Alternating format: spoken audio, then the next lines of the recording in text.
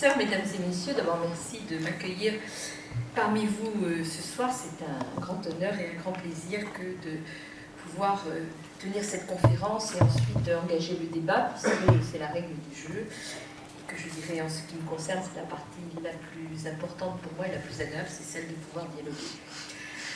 Le sujet que vous m'avez donné, monsieur le professeur, le bien commun, n'est-ce pas, environnement et politique, peut-on gérer le bien commun, est un bien beau sujet qui commence d'abord par la question de savoir de quoi on parle. Quel est le rapport entre l'environnement et le bien commun? Alors, il me semble que quand on parle de bien commun, on peut avoir deux types de définitions. Première, sens matériel du terme. Bien commun, c'est patrimoine commun. Alors là, effectivement, le lien avec l'environnement paraît extrêmement simple. L'environnement, c'est le patrimoine collectif. On peut y ajouter aujourd'hui au patrimoine naturel, au patrimoine génétique, puisque le sujet du vivant est à l'ordre du jour, n'est-ce pas? Et je pense qu'on aura l'occasion d'en reparler peut-être dans les questions. Et un très récent rapport de la Banque mondiale qui est sorti la semaine dernière et qui s'interroge sur le point de savoir où est la richesse du monde, met en évidence le fait qu'on peut regarder les choses à travers trois types de richesses. Les individus et les institutions, 57% de la richesse du monde. Le capital, l'argent, 16% de la richesse du monde. Et le reste, 26%. C'est le capital naturel. C'est les biens naturels qui nous rendent les services que l'on essaye aujourd'hui de calculer, d'ailleurs, les services naturels, et dont nous nous rendons compte que nous les utilisons plus largement que de raison. Vous avez peut-être entendu parler, les uns ou les autres, de ce que l'on appelle l'empreinte écologique. Qu'est-ce que c'est que l'empreinte écologique? Eh bien, c'est un calcul auquel s'est d'abord livrée une grande association qui est WWF et qui maintenant est un outil très largement utilisé, qui essaye de calculer chaque année ce que l'humanité prélève parmi les ressources renouvelables pour assurer sa vie, sa survie. Alors, c'est un indice qui est calculé à partir des sols, et pour calculer cet indice, on essaye de savoir ce que l'on utilise pour construire, pour produire, pour mettre les déchets, et en termes énergétiques. Eh bien, nous en sommes grosso modo à 130%. Nous avons passé le cap des 100% au cours des années 80. Depuis chaque année, ça grimpe régulièrement, et nous sommes maintenant à 130%. C'est-à-dire que chaque année, l'humanité utilise 30% de plus que ce qui s'est renouvelé. C'est un fait. Alors, effectivement, on a un problème de bien commun. Comment on fait? Deuxième sens du bien commun, il est plus moral, plus éthique, plus spirituel. Le bien commun, c'est ce qui est favorable, ce qui est positif pour tous, le tout étant entendu comme un ensemble et non pas comme la somme des parties.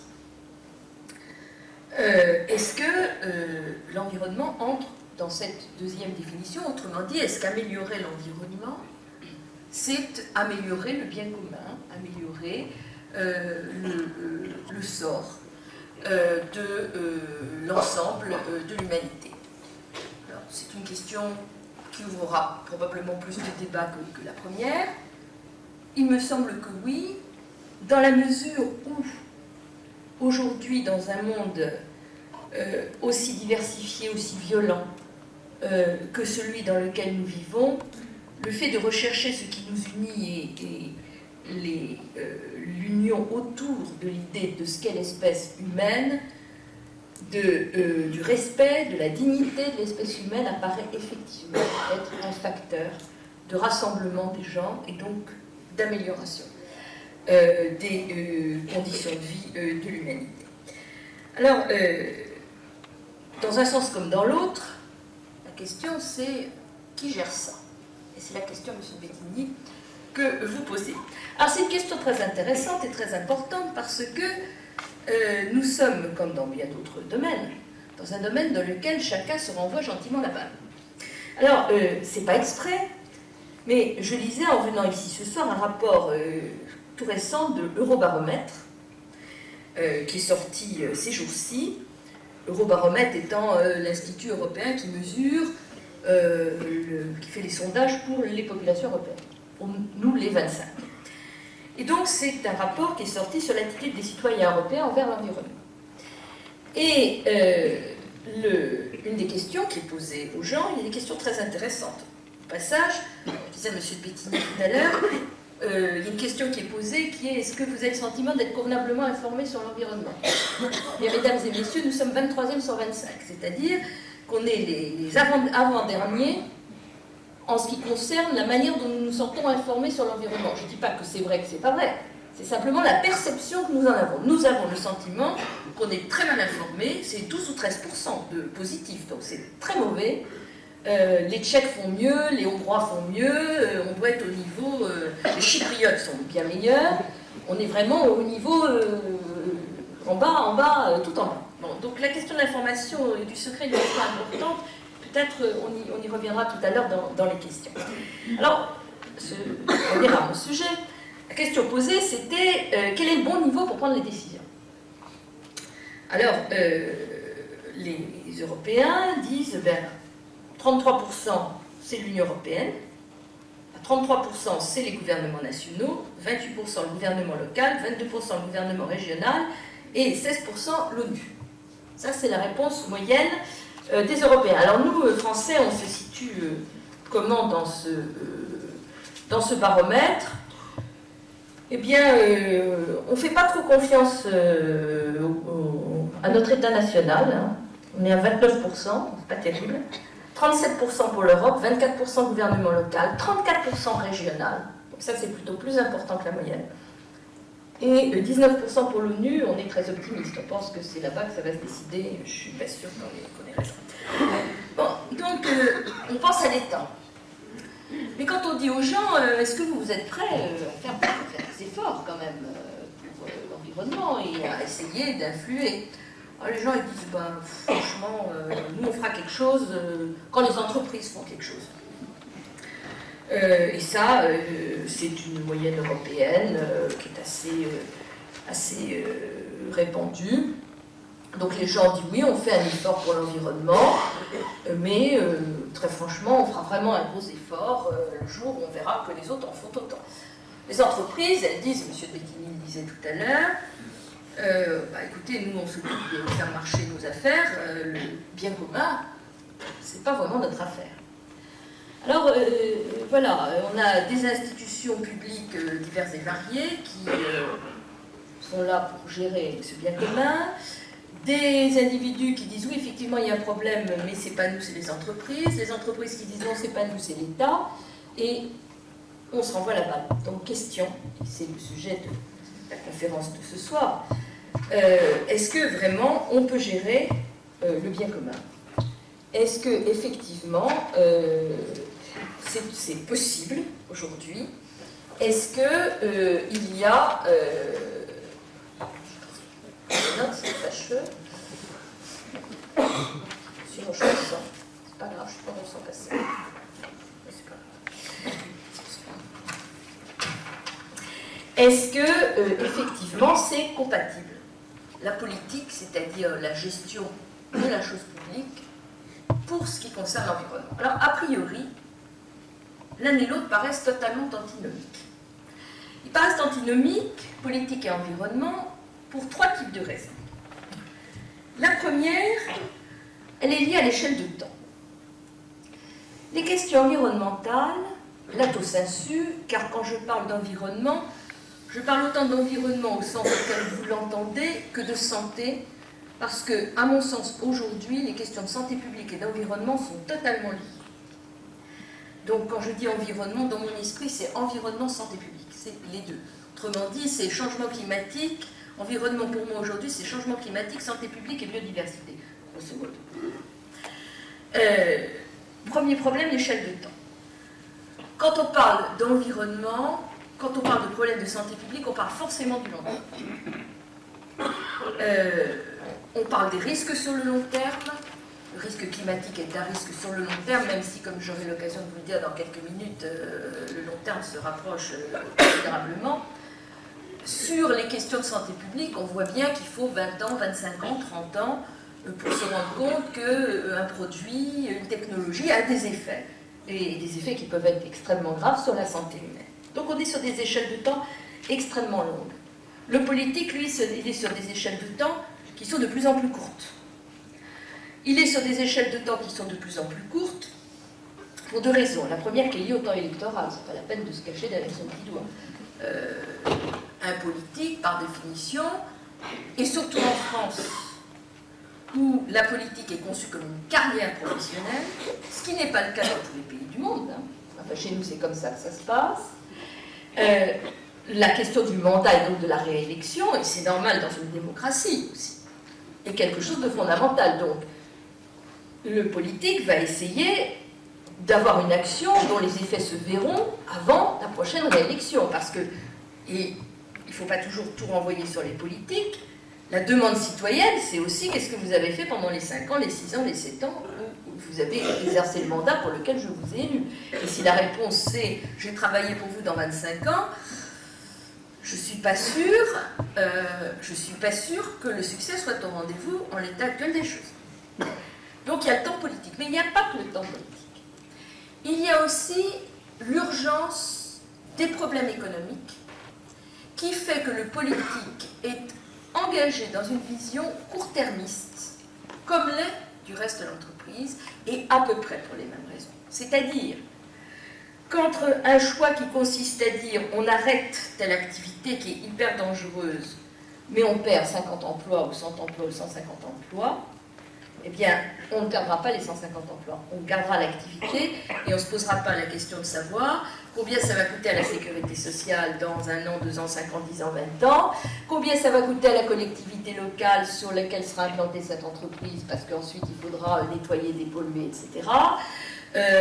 Et on ne comptera pas le fait que si on avait favorisé des produits ou des technologies de substitution, on aurait créé d'autres entreprises qui auraient créé même des emplois et on aurait ainsi également créé de la richesse. Donc si vous voulez, on est engagé dans un processus court-termiste et on est de moins en moins dans la fonction politique telle que Pierre Mendès France la définissait, avec sa formule célèbre, gouverner c'est prévoir.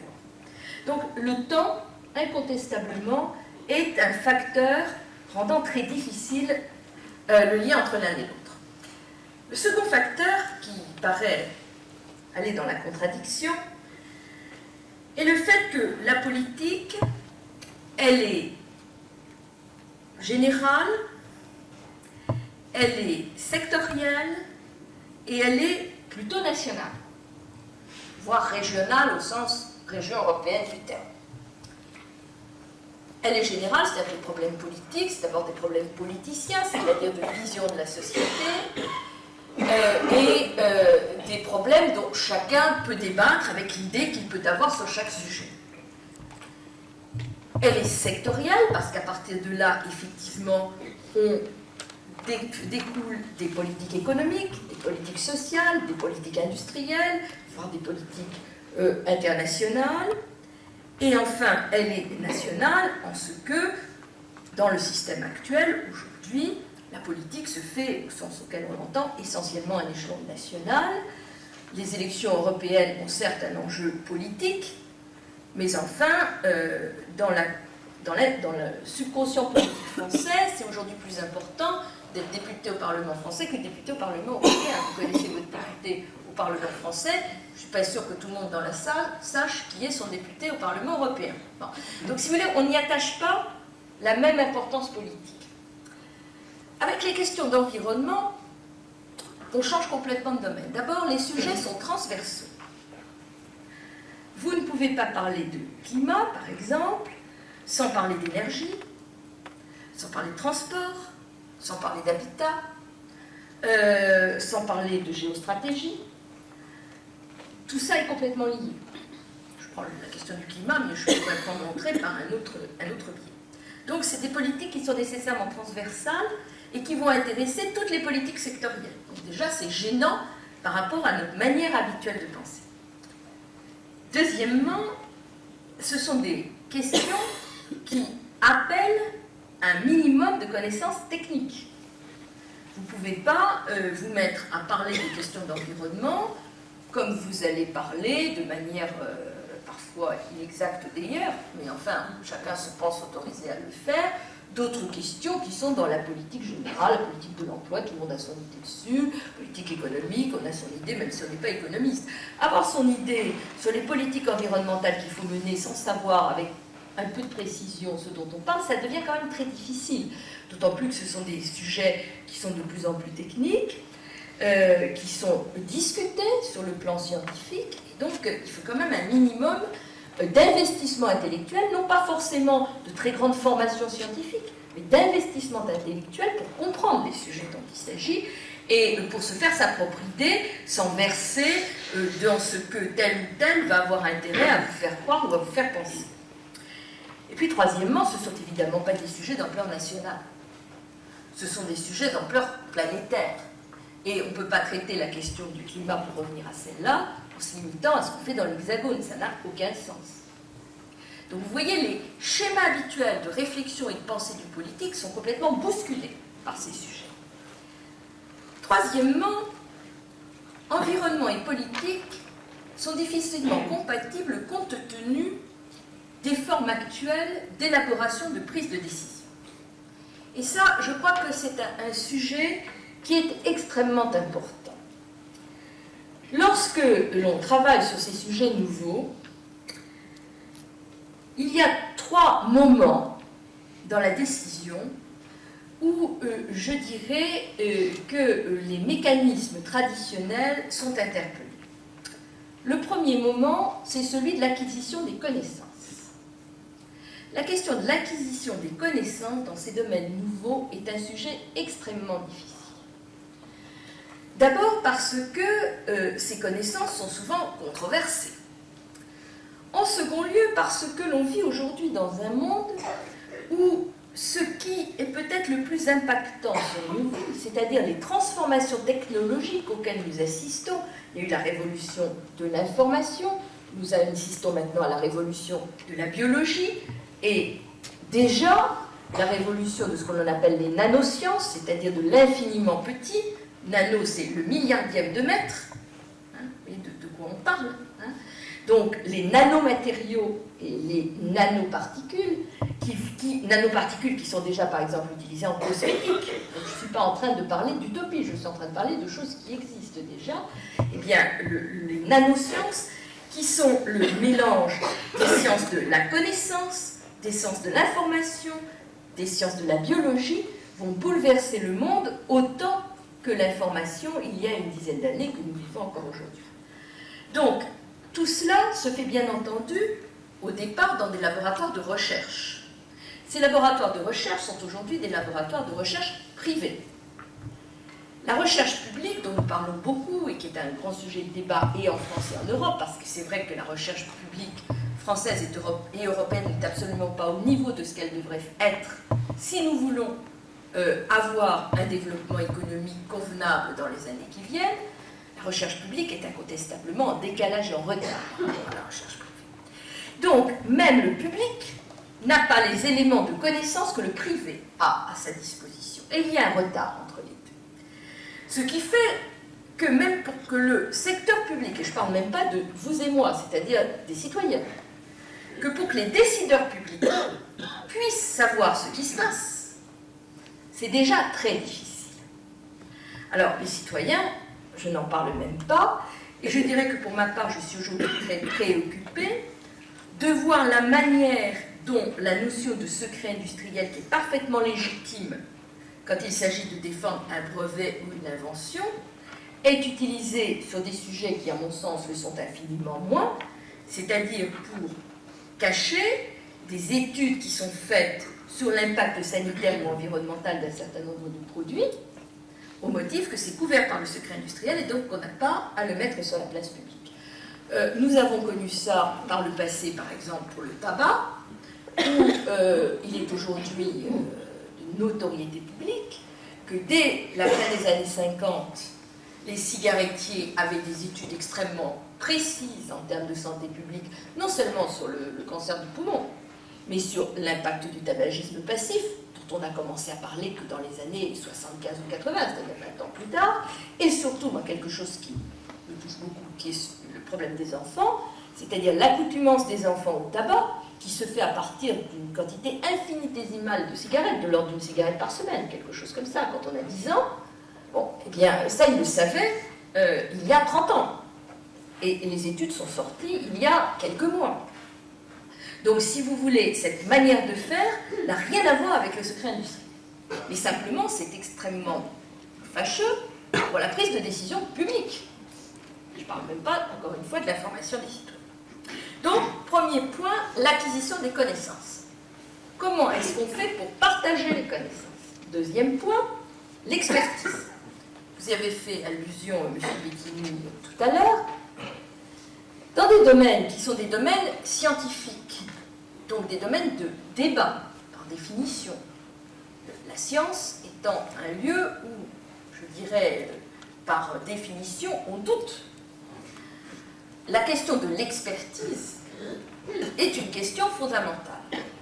Or, nous assistons dans ces domaines à un jeu, me semble-t-il, extrêmement dangereux de renvoi de balle entre l'expert et le décideur. Le politique, il dit, moi je ne sais pas, je vais demander à l'expert. L'expert, lui, va répondre à la question qu'on lui a posée. Avec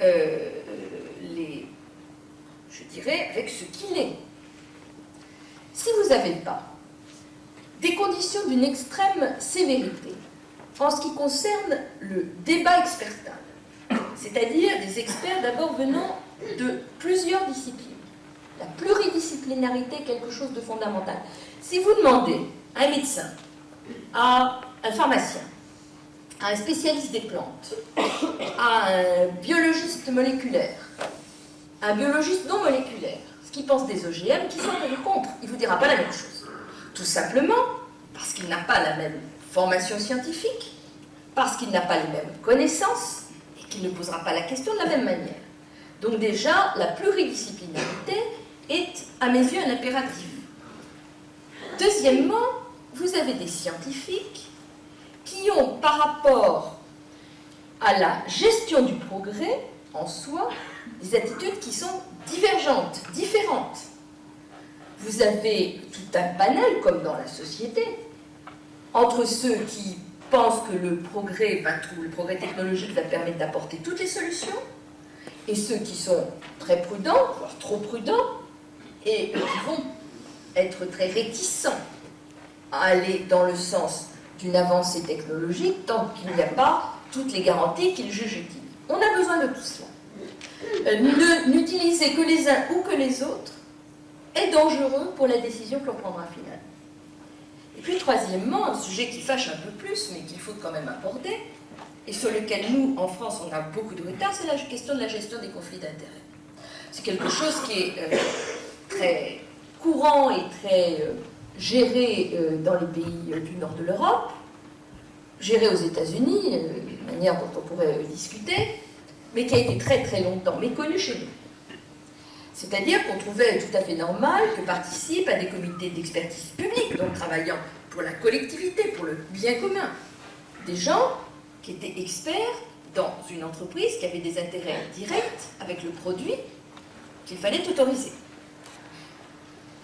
Le fait est qu'aujourd'hui, les compétences, pour les raisons que j'ai indiquées tout à l'heure, les compétences techniques, les compétences les plus pointues sont souvent, effectivement, dans le privé. Donc, comment trouver une méthodologie qui permette à la fois de ne pas se priver de connaissances pointues, mais qui permette aussi de n'être pas dupe.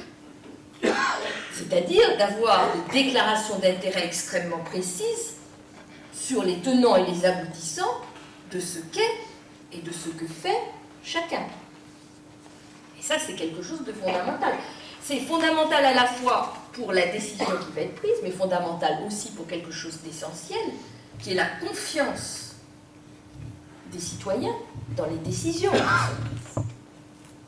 Et sur ce plan-là, quand vous regardez également Eurobaromètre, je n'ai pas sorti la feuille, je ne veux pas vous infliger des flopées de chiffres, mais quand vous regardez la confiance qu'ont les gens dans ce qu'on leur raconte, Le mieux, c'est effectivement les associations, de l'ordre de... Mais ça va à 45%. Et ça se termine par la radio et les politiques à 3%. Non, mais c'est une réalité. Donc, comme on voulait que vous travailliez dans une société qui a des problèmes comme notre société, s'il n'y a pas un minimum de confiance dans ce qu'on raconte, les gens n'ont aucune confiance dans ce qu'on leur raconte. Et je dirais que dans un certain nombre de cas, on comprend pourquoi.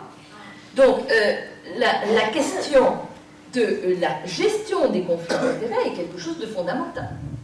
Ce qui veut dire très clairement que le politique ne peut se reposer sur l'expert, expert dans mon esprit étant entendu au pluriel, sur l'expertise plurielle, que pour autant, effectivement, qu'elle soit convenablement organisée. Mais ceci n'épuise pas le sujet.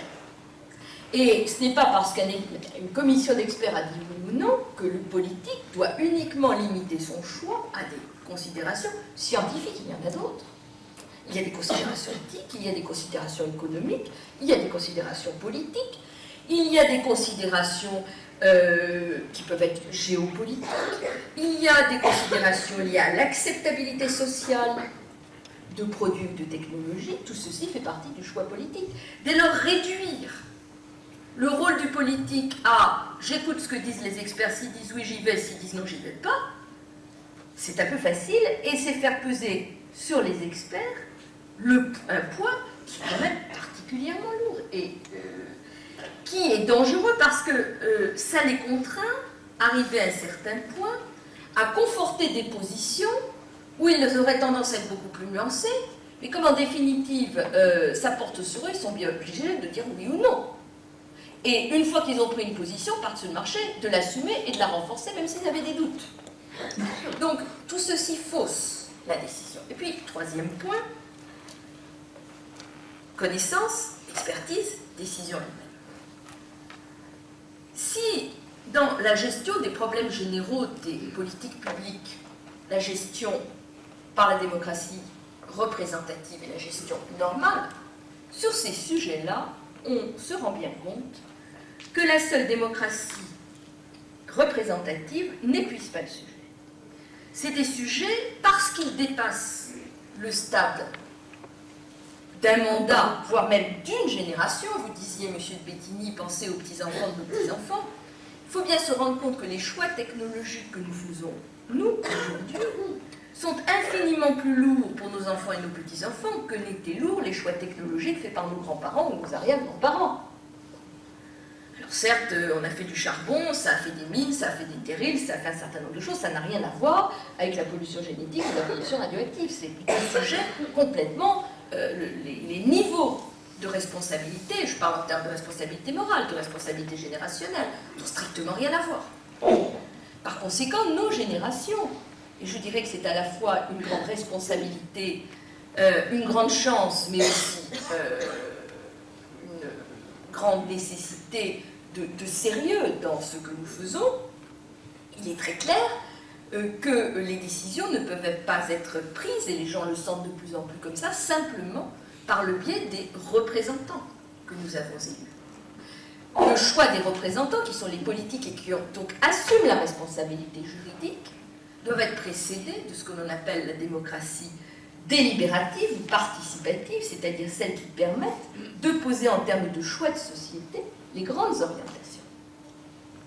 Or, nos instruments contemporains, aujourd'hui, ceux que nous avons sur la table, ne permettent pas de le faire.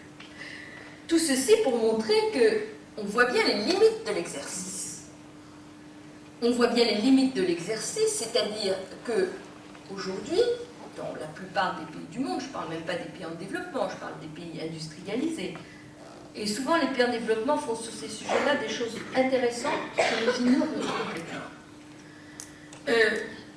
Nous voyons bien que l'environnement, c'est la 42e roue du carrosse. Alors, comme les gens en demandent de plus en plus, et là aussi, le baromètre, l'eurobaromètre est absolument évident. Il demande à 95%, 94% que dans les politiques économiques et sociales, l'environnement soit convenablement pris en compte.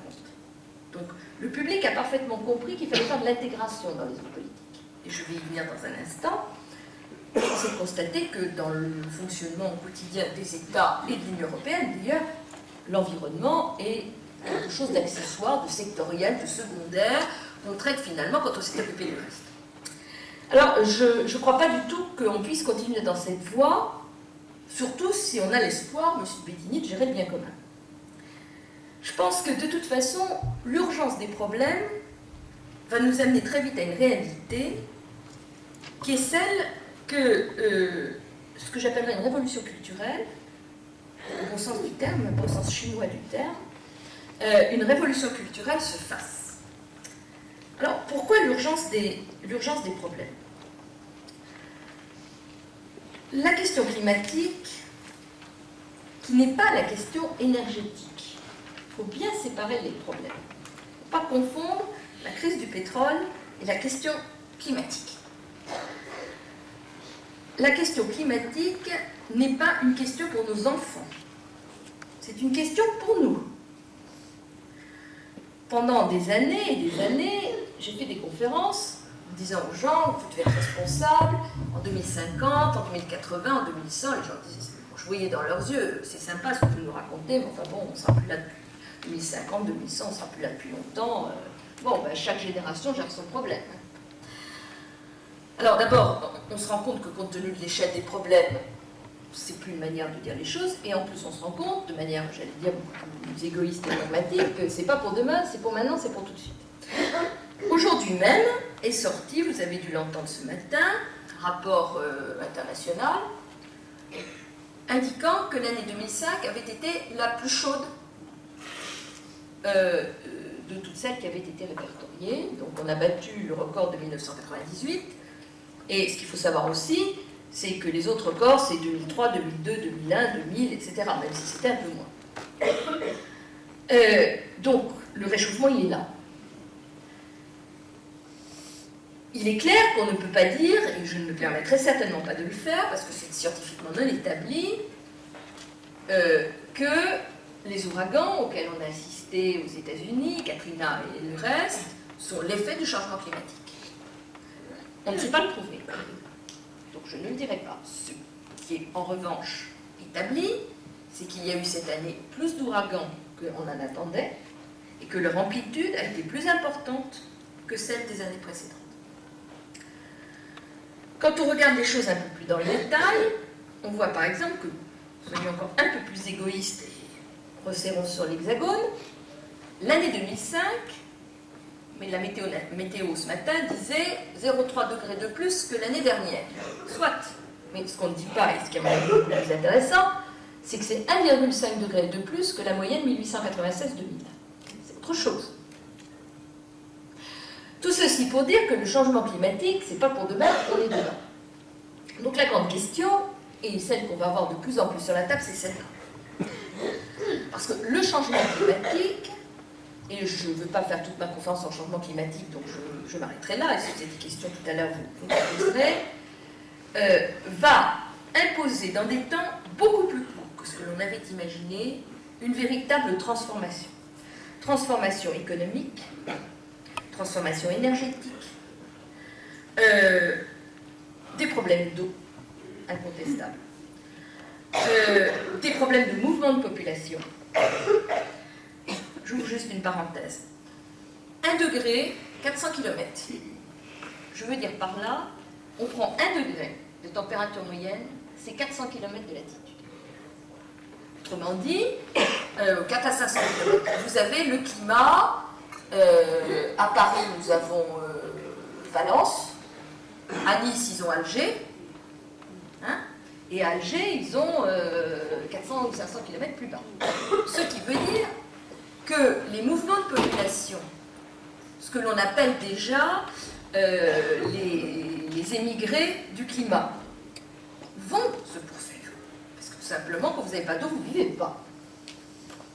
Que vous ajoutez à cela un usage des sols qui a été fait, qui est terrifiant parce que nous perdons à l'échelle de l'humanité, de la France, des centaines de millions d'hectares tous les ans parce que les sols sont acidifiés, parce que les sols sont salinisés, vous avez des remontées des eaux salées, parce que les sols sont asséchés, donc les gens ne peuvent plus cultiver. Donc ils sont obligés de changer. la culture de ce qu'on appelle le brûlis, c'est-à-dire qui consiste à brûler les forêts pour avoir une terre neuve. Tiens, 3 ans, 4 ans. Plus de 3 ans, 4 ans, la terre elle est morte, vous ne faites plus rien pousser du tout. Et donc les populations remontent et vont refaire du brûlis 50 km ou 100 km plus loin, et on continue. C'est comme ça qu'on perd des centaines de millions d'hectares tous les ans. Donc on se rend bien compte qu'on est entraîné dans un très grand bouleversement, et je dirais d'une certaine manière, plus il viendra vite et mieux ce sera. Parce que plus il viendra vite, et plus on se rendra compte qu'il est urgent de prendre des mesures que nous pouvons prendre. Et c'est là où je voudrais être vraiment positive et optimiste. Je ne suis pas en train de vous tenir un discours, comme en tiennent certains, pour dire c'est fichu. La situation est tellement catastrophique, on va se prendre 8 degrés, ce qui est possible, mais il n'y a rien à faire. Non, je vous dirais, les phénomènes anthropiques, ils sont, comme leur nom l'indique, anthropiques. C'est-à-dire c'est nous.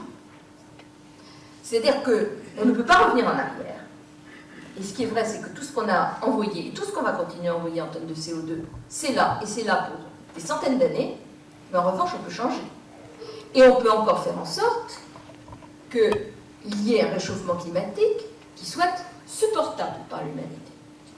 Et puis on peut effectivement avoir un comportement qui fait que ça ne le sera pas. Mais ça dépend de nous. Ça dépend de nous, ce qui veut dire que nous devons repenser énormément de questions, et nous devons le faire aussi pour des raisons qui sont politiques, au sens traditionnel du terme. Pourquoi? Parce que les économies de pénurie, ça ne se fait jamais dans la joie et dans le sourire. Quand il s'agit de partager, la pénurie, c'est toujours de manière autoritaire. Moi, je suis attachée à la démocratie, je pense vous aussi. Je n'ai pas du tout envie qu'on vienne me dire combien j'ai le droit de faire kilomètres par jour, de consommer d'eau, ou de manger de viande ou de haricots verts. Si je n'ai pas envie de ça, eh bien j'ai singulièrement intérêt à me mobiliser pour qu'on n'en soit pas arrivé à une situation comme ça. Autrement dit, une des menaces que nous avons, derrière toutes les questions de climat, c'est une menace démocratique. C'est-à-dire l'obligation dans laquelle nous nous trouverions d'avoir à administrer de manière autoritaire, parce qu'on n'administre pas démocratiquement la pénurie, ça n'existe plus. Donc il faut bien voir que c'est aussi un sujet politique au sens traditionnel. Alors maintenant, on fait comment? Parce que je voudrais terminer avec des propositions. Alors la première chose que l'on peut faire, c'est effectivement une évolution de notre économie vers ce que l'on appelle l'éco-économie. Qu'est-ce que c'est que l'éco-économie? L'éco-économie, c'est une économie qui inverse les rapports entre l'économie et les ressources. Aujourd'hui, nous avons un système dans lequel nous faisons tourner notre machine économique, et quand nous la faisons tourner, nous nous posons ensuite, en deuxième lieu, la question des ressources. Soit pour dire combien est-ce que je vais en avoir besoin, soit pour dire, bon, ben, je vais les polluer, les abîmer, comment je fais pour les réparer? Le but du jeu, c'est de changer. C'est de partir de la ressource dont on dispose. Et c'est la ressource qui devient rare, que ce soit la ressource énergétique ou la ressource d'eau. Donc je pars des ressources dont je dispose. Et à partir des ressources dont je dispose, je construis mon système économique. Ça veut dire quoi? Ça veut dire de nouvelles industries, et donc de nouveaux emplois. Ça veut dire le développement de ce que l'on appelle l'éco-technologie. Bien entendu, tout ce qui est énergie renouvelable, dans lesquels la France a un retard considérable. Quand vous voyez ce que font par exemple les Espagnols ont 60 000 emplois sur l'éolien en 3 ans. Les Espagnols. Les Allemands ont fait la même chose. Au Danemark, en Allemagne, aujourd'hui, l'éolien, c'est entre 10 et 15% de l'électricité. Ce qui est énorme. Chez nous, ça doit être 0,2% ou 0,3%, quelque chose comme ça.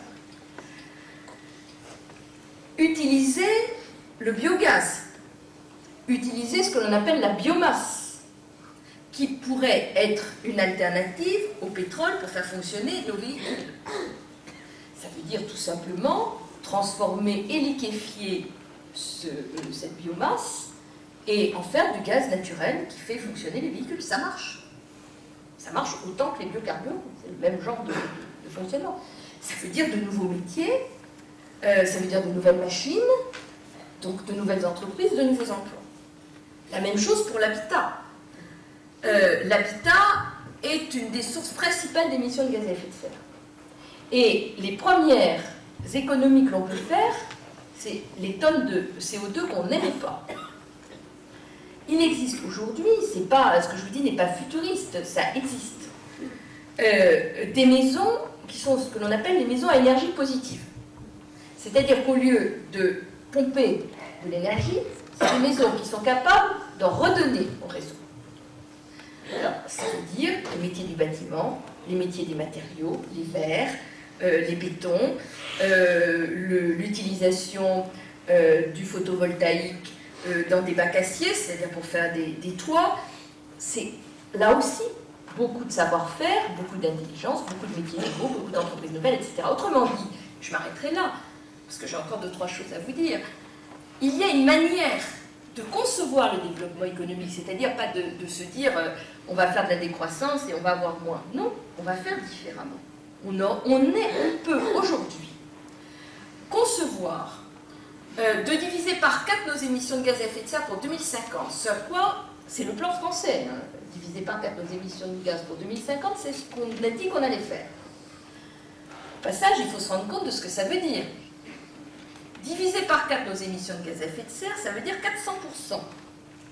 Je vous rappelle que Kyoto, notre engagement à nous, Français, pour Kyoto, c'est 0% sur 20 ans. C'est-à-dire faire en 2010 ce que nous faisions en 1990. C'est ça Kyoto. C'est 0%. Et là, entre 2010, 2005 et 2050, on nous dit c'est 400%. Donc vous voyez, c'est pas du bricolage à la marge. Hein. C'est vraiment une profonde transformation dans nos modes de vie, dans nos modes d'habitat, dans nos modes de déplacement. Ça ne veut pas dire qu'on ne se déplace plus, ça veut dire qu'on se déplace autrement, avec d'autres types de matériaux, avec des voitures plus petites, plus compactes, avec d'autres formes énergétiques, avec probablement plus de transports collectifs, avec un urbanisme qui est repensé en fonction de ça.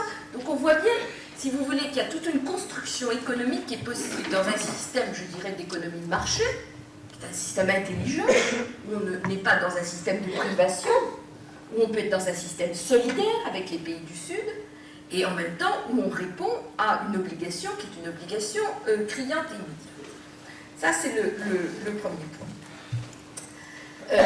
Mais, pour y arriver, il faut d'abord, bien évidemment, investir dans ces nouveaux domaines, ce qui veut dire des choix d'investissement, ce qui veut dire pour nous être beaucoup plus exigeants qu'on ne l'est aujourd'hui en matière d'évaluation de nos politiques publiques.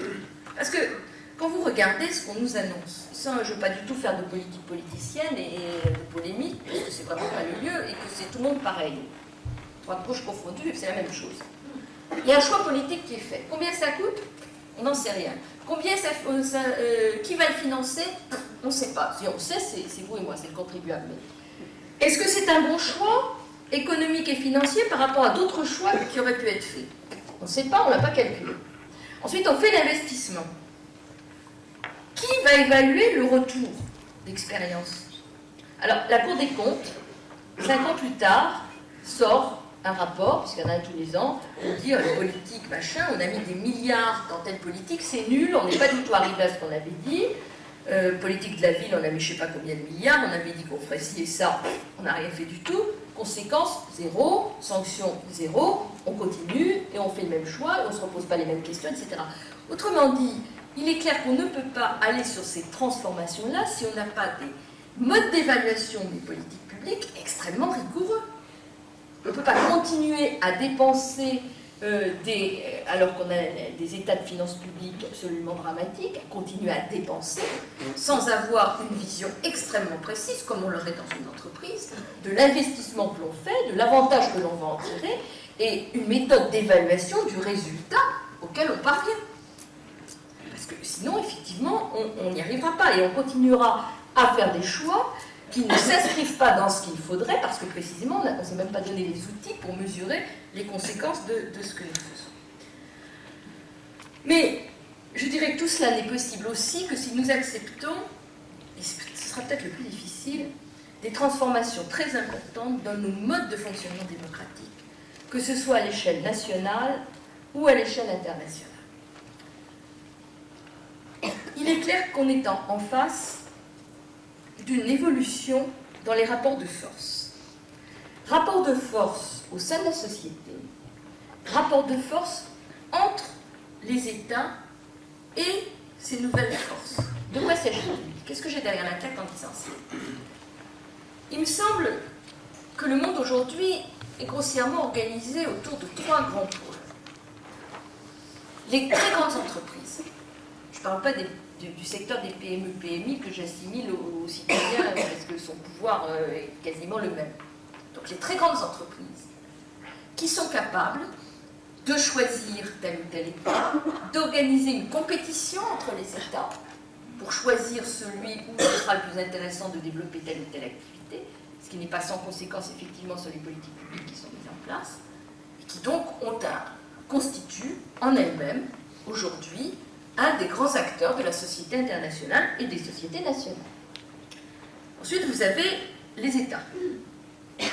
Alors, les États, effectivement, le produit des autos et des États-Unis, c'est pas tout à fait la même chose. Mais enfin, il y a les États, c'est-à-dire ceux qui ont une souveraineté, une puissance publique, qui négocient dans les arènes internationales et qui ont la légitimité de représenter leur population. Puis vous avez le reste, c'est-à-dire nous tous, qu'on appelle la société civile. Et cette espèce de tiers-État monte.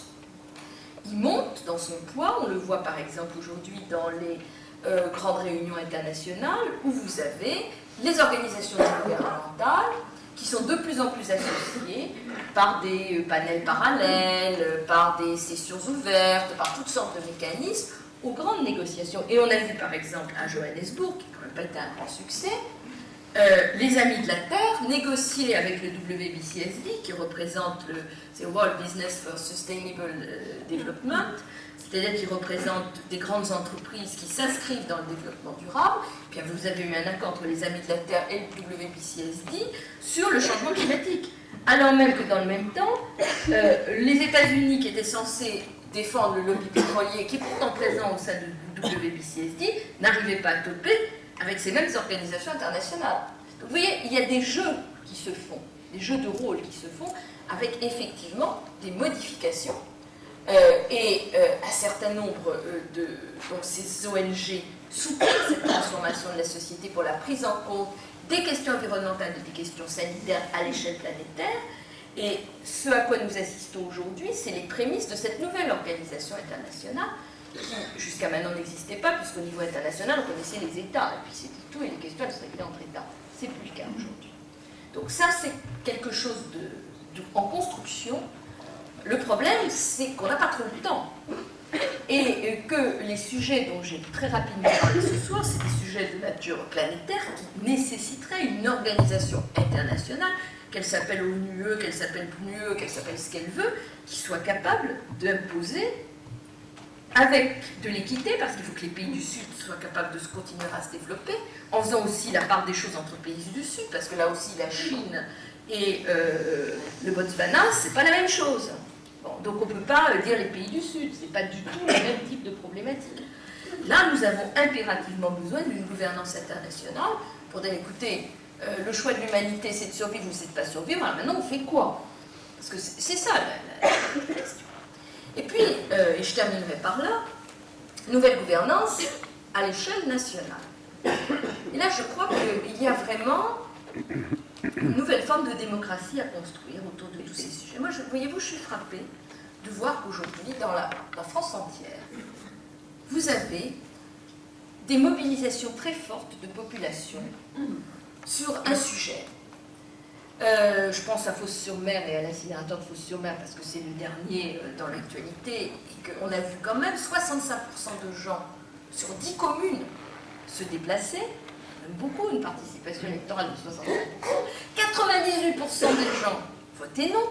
Bon, on peut comprendre s'ils sont déplacés, c'était pas pour voter oui, mais enfin quand même, ce qui veut dire quand même qu'une grande majorité des gens de ces communes étaient contre, et puis un arrêté préfectoral qui tombe, qui dit content, pas content, c'est la même chose, vous aurez votre incinérateur. Je ne suis pas, si vous voulez qu'on parle d'incinérateur, on en parlera, mais le sujet n'est pas celui de l'incinérateur, ça pourrait être n'importe quelle installation classée, la réflexion serait la même. Autrement dit, on se rend compte que de plus en plus, les gens veulent reprendre la maîtrise de ce qui les concerne localement. Et n'acceptent plus du tout que des décisions qui peuvent avoir, à tort ou à raison, encore une fois, je ne suis pas dans le fond, je suis dans la procédure, dans la forme, un impact sur leur santé ou leur cadre de vie, soit pris sans que leur avis soit pris en compte, et a fortiori contre leur avis quand il a eu à s'exprimer. Et là, on voit bien qu'on est au bout d'un système et que ce n'est pas quelque chose qui va pouvoir durer très très longtemps. Vous ne pouvez pas être dans un pays qui dit « je suis un pays démocratique » et avoir constamment des référendums, parce qu'il y en a maintenant de manière assez régulière, donc de gens qui votent. Le référendum est reconnu par la Constitution française, c'est un mode d'expression de la souveraineté, qu'elle soit locale ou nationale, donc de gens qui se déplacent, qui votent, qui disent « voilà ce que je veux », et qu'on leur dit « ah ben, c'est ça que tu veux, mais c'est pas de chance, c'est pas ça que tu auras ». Il y a un moment où l'exercice a des limites. Et je crois que... Non, mais je dis ça sous une forme un peu amusante, parce qu'on est en fin de conférence et qu'on va passer aux questions et qu'il faut bien se détendre un peu. Mais je crois vraiment que nous avons tous à réfléchir sous de nouvelles formes de prise de décision. Autrement dit, il n'est bien entendu pas question de toucher à la démocratie représentative. Vous savez ce que disait Churchill, la démocratie est le pire des régimes à l'exception de tous les autres. On n'a pas trouvé mieux encore. Mais ceci étant, il n'est plus suffisant aujourd'hui pour épuiser les sujets. Sur ces sujets, que ce soit des sujets locaux, ou que ce soit des sujets plus généraux qui, encore une fois, vont modeler nos sociétés, dont on sait qu'ils vont avoir un impact sur nos vies absolument considérable.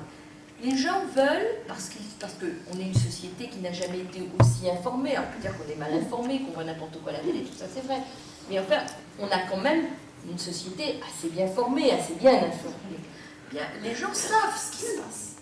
Et ils veulent pouvoir participer au débat, pouvoir comprendre, poser des questions, avoir des réponses à leurs questions avant qu'on fasse quelque chose, de manière à savoir où ils vont. Je dirais que ça me paraît quand même assez légitime. Notre système démocratique aujourd'hui ne le permet pas. Et je ne pense pas qu'on puisse sérieusement s'engager sur les profondes transformations que ces affaires environnementales vont avoir sur notre vie, parce qu'encore une fois, facteur 4, c'est pas rien. Ça veut dire vivre autrement, se déplacer autrement, enfin, c'est notre vie qui va changer. Ça ne peut se faire qu'à partir du moment où tous les gens participent et peuvent quelque part un peu s'auto-organiser localement. Ça veut donc dire qu'il faut repenser complètement cette expression-là, parce que sinon ça ne pourra se faire que par une voie autoritaire, ou pas se faire du tout. Et je dirais que l'un comme l'autre me paraissent de très mauvaises solutions. Donc oui, on peut le faire, et je terminerai avec cela. On peut gérer le bien commun. On peut le faire à condition de dire la vérité sur ce qu'est la situation, de donner aux gens les moyens de comprendre, les moyens d'avoir des réponses à leurs questions, les moyens d'interroger ceux qui savent et qui répondent de manière indépendante, de discuter avec leur politique, de leur faire confiance. Et de cette manière-là, effectivement, je pense qu'on ne pourra plus se renvoyer la balle, comme je le disais tout à l'heure, parce que c'est notre affaire à tous. Le bien commun, c'est l'affaire de tous. Ces questions dont j'ai parlé rapidement ce soir, c'est nos affaires à tous. Donc c'est vrai que individuellement, on ne peut peut-être pas faire grand-chose, mais collectivement, on peut faire beaucoup. Et ce n'est certainement pas en renvoyant constamment la responsabilité aux autres qu'on avancera. Et si on veut effectivement refaire du lien social, refaire de la construction de projets collectifs, je pense que c'est par ces sujets-là, parce qu'ils nous mettent tous en quelque sorte en face du même problème. Vous savez, si vous avez 8 degrés de plus, que vous soyez banlieusard ou parisien, riche ou pauvre, la question elle sera à peu près la même. Hein. Alors bien sûr, vous aurez plus ou moins de moyens de vous défendre, mais enfin grosso modo, c'est pareil. Donc je crois que c'est précisément la manière que l'on a de recréer de l'unité, de recréer du lien, de recréer une envie de vivre ensemble et de défendre quelque chose ensemble. Ce quelque chose que nous défendons ensemble, et bien c'est notre patrimoine commun et notre bien commun. Merci.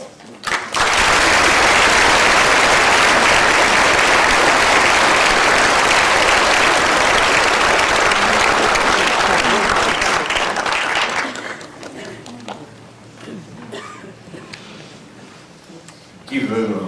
On va voir. Si j'avais quelqu'un pour m'aider à transporter les micros, ce serait possible. Vous avez fait un exposé très clair et complet. Deux questions. Est-ce que vous pouvez nous donner concrètement les deux scénarios extrêmes, à savoir si tout se passait bien et on arrivait à gérer le bien commun avec les pistes que vous nous avez données, qu'est-ce que ce serait concrètement? Et si on n'y arrivait pas, quelle est la catastrophe? Je viens essayer, mais je ne parlerai pas Madame Soleil. Hein. Non, mais c'est les scénarios.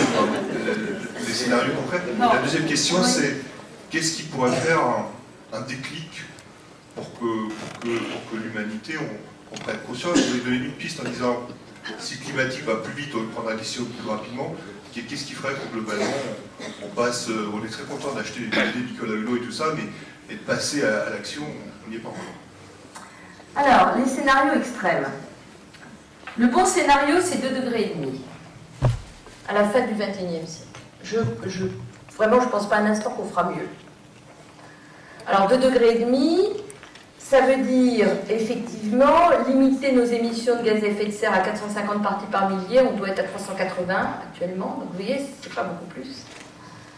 Ça veut dire des scénarios très vertueux et rapidement mis en place. 2,5 degrés, c'est beaucoup, mais c'est supportable. La référence, vous savez, on raisonne toujours par rapport à la période pré-industrielle, la période pré-industrielle versus la période glaciaire. 6 degrés. Voilà. Donc, vous voyez ce qu'est la période glaciaire, vous voyez ce qu'est la période pré-industrielle, c'est 6 degrés. Donc, 2,5 degrés, c'est un peu moins de la moitié. Donc, ça fait des changements, mais tout à fait probablement gérables, tout en ayant toujours présente à l'esprit. Quand on donne des chiffres comme ça, c'est des chiffres de moyenne planète. Cela veut dire que c'est pas pareil. Bien entendu, la Terre se réchauffe plus vite que les océans, donc ça veut dire sur Terre 3,5. Et 1,5 sur les océans, ce qui fait une moyenne de 25, de 30, 2,5. C'est pas pareil au nord et au sud. Enfin, c'est pas pareil, tout au moins au nord et vers l'équateur. C'est pas pareil l'été et l'hiver. C'est pas pareil le jour et la nuit. Donc, il y a toute une série de facteurs qui entrent en cause. Ça, je dirais que c'est le scénario positif. Je doute vraiment qu'on puisse faire mieux, tel qu'on est parti. Scénario négatif, on ne sait pas. On ne sait pas. On ne sait pas pourquoi. Pour toute une série de raisons. La première, c'est qu'on est dans des zones de très grande ignorance.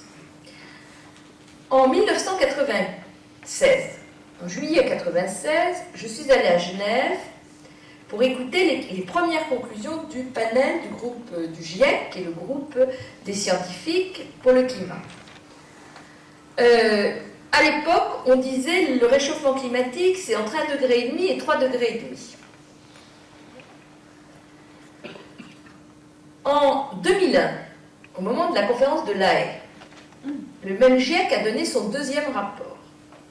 À ce moment-là, il dit c'est entre 2 degrés et 4,8. Alors, pourquoi cette différence? Parce qu'on s'est rendu compte qu'il y avait des effets des océans qui n'avaient pas été pris en compte. Et que si on prenait en compte ces effets océaniques, effectivement, ils auto-réchauffaient, si je puis dire. Le troisième scénario du GIEC va sortir pour 2007. Aujourd'hui, ce que j'ai pu voir, parce que c'est un sujet que je suis d'assez près, de manière un peu technique, on est sur des scénarios qui vont jusqu'à 8 ou 11 degrés. Bon, ce n'est pas les scénarios les plus souriants. Hein. Alors pourquoi?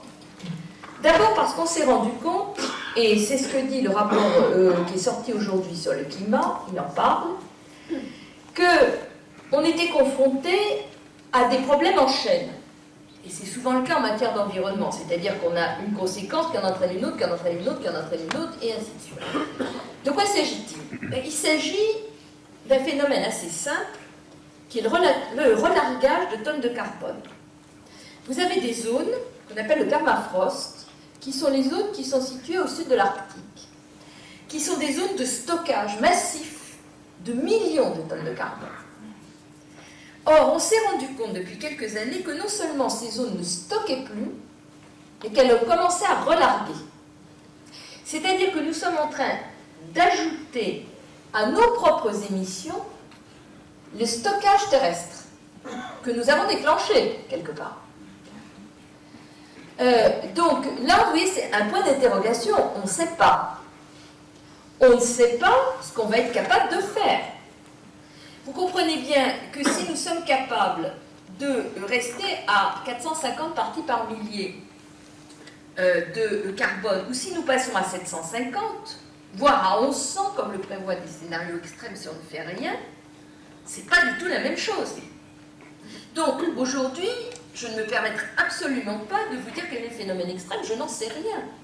Et il y a des gens, bien sûr, infiniment plus calés que moi, je ne suis pas certaine qu'ils soient capables de vous donner une réponse. Ce que l'on sait, c'est que moins on en émettra et mieux on se portera. Pour le reste, c'est très difficile parce qu'au fur et à mesure qu'on améliore les connaissances, on apprend des choses qu'on ne savait pas. Et il y a peut-être des bonnes surprises et il y a peut-être des très mauvaises surprises. Alors, vous aviez une deuxième question? Le déclic. Alors, j'aimerais vous dire, les gens sont bons, sont intelligents, ils vont comprendre tout seuls. Je suis sceptique. Plus je vieillis, plus je suis sceptique là-dessus. Donc, je crains malheureusement qu'il faille qu'on ait quelques coups de semonce bien sentis pour que ça bouge. Finalement, qu'est-ce qui a fait prendre conscience aux gens? C'est les tempêtes de 99, la canicule de 2003 et Katrina. Plus le tsunami qui n'a rien à voir, mais qui a montré aux gens ce que pouvait être une catastrophe climatique. Voilà. Les prises de conscience, elles sont sur des phénomènes forts comme cela. Malheureusement, on va en avoir d'autres. Et ça peut être un déclic. Il y en a un deuxième, qui est moins douloureux, si je puis dire, c'est les compagnies d'assurance. Moi, j'attends beaucoup des compagnies d'assurance, parce que, non, mais j'ai l'air de plaisanter, mais je ne plaisante pas.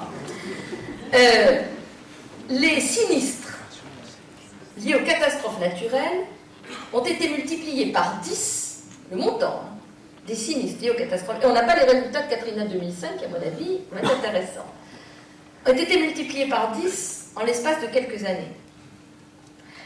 À un moment, le système financier ne va plus tenir pour assurer ce type de catastrophe. Et donc, compte tenu de ce que l'assurance est quand même la première industrie mondiale, je pense, et donc l'assurance a un impact sur toutes les activités économiques, sur les États bien sûr, mais sur toutes les activités économiques. Quand les compagnies d'assurance vont aller vers les grandes entreprises, leur dire, attendez, le risque climatique, là, vous l'avez pris en compte comment vous allez voir votre prix multiplié par X% parce qu'il y a un risque d'ouragan à tel endroit, parce que la mer va monter à tel autre, parce que vous êtes une société de remontant, c'est bien, c'est dommage, vous avez des stations à moins de 400 mètres, dans 5 ans vous n'avez plus de neige, moi, 10 ans vous n'avez plus de neige, je n'assure pas. Bon. Ou alors vous faites de la culture de telle céréale, c'est dommage, vous allez avoir 2 degrés de plus, dans 10 ans vous n'aurez plus de telle céréale, donc ou bien vous en changez, ou bien j'assure plus. Ça va être ça les questions qui vont se poser. Donc là je pense que ça peut être aussi un facteur intéressant pour faire bouger les choix économiques.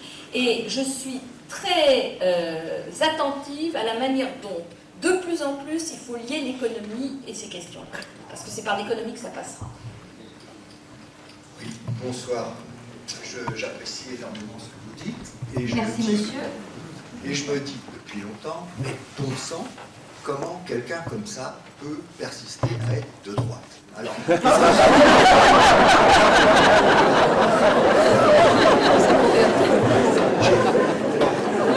j'ai une deuxième question moins personnelle.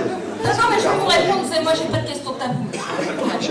Si vous permettez, je pose la deuxième question qui est très brève, c'est ne pensez-vous pas que pour remédier à tous les dysfonctionnements que vous avez énumérés, il conviendrait en tout premier et très en amont de retourner complètement l'esprit de la comptabilité nationale qui aujourd'hui considère que quelque chose comme l'ERICA, le désastre de l'ERICA, est quelque chose à comptabiliser positivement dans notre comptabilité. Donc si on ne fait pas ce travail de réévaluation des richesses démocratiquement, je pense que tout ce que vous pourrez préconiser ne marchera pas.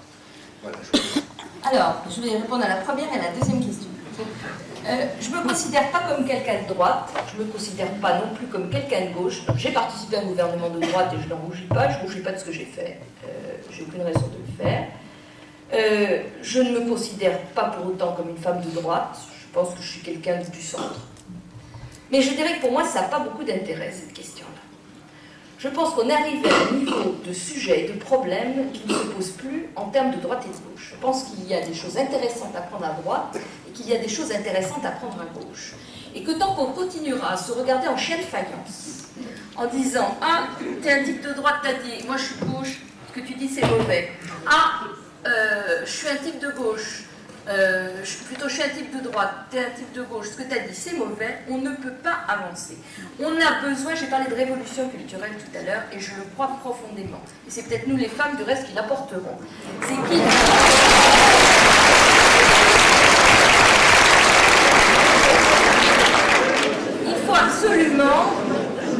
faut absolument qu'on arrive à penser autrement, qu'on soit innovant, qu'on soit imaginatif, et qu'on sorte de ce qu'il est convenu de penser à droite et de ce qu'il est convenu de penser à gauche, parce que c'est ça qui nous empêche d'être intelligents. Voilà. Donc, je me pose plus ces questions. Alors, sur la deuxième question, vous avez 1000 fois raison. J'en ai pas parlé, je l'avais noté, et c'est une erreur de ma part. L'écoéconomie, elle a un principe premier. Ça s'appelle la vérité écologique des prix. Vous savez, il y a 30 ans, 40 ans, on nous a mis dans la tête la vérité économique des prix. Parce qu'effectivement, on avait des prix administrés, c'était pas la Russie, mais enfin, on avait des prix complètement administrés qui étaient sans rapport avec leur vérité économique. Elle nous a dit, il faut revenir à une vérité économique des prix, ce qui était bien vu. Simplement, c'est oublier que dans l'économie, il y a le plus et il y a le moins. Or, aujourd'hui, nous avons une vision stupide, et vous avez entièrement raison, de ce qu'est la comptabilité publique. Alors, peut-être que tout le monde dans la salle ne voit pas, monsieur, ce dont nous parlons. Aujourd'hui, nous avons tous dans la tête, pour mesurer si nous nous avons enrichis ou si nous nous sommes appauvris d'une année sur l'autre, le PNB, le produit national brut. Et effectivement, notre manière intelligente de calculer fait que quand nous avons une bonne catastrophe, qui rend beaucoup de gens malades, qui démolit beaucoup d'arbres, qui démolit beaucoup de maisons, et bien on gagne beaucoup d'argent, donc le PNB monte. Chic. Et l'année de la canicule, effectivement, parce que beaucoup de médicaments, parce que des soins, parce que de l'hôpital, parce que tout ce que vous voulez, ça fait monter le PNB. L'année de la tempête, c'est la même chose, ça fait monter le PNB. C'est-à-dire qu'on a une vision en termes de flux. Ça a monté, le flux a cru ou il a décru, mais pas du tout en termes de stock. Est-ce que notre patrimoine, notre bien commun, s'est agrandi ou s'est appauvri? Vous voyez bien qu'on ne répond pas du tout à la même question.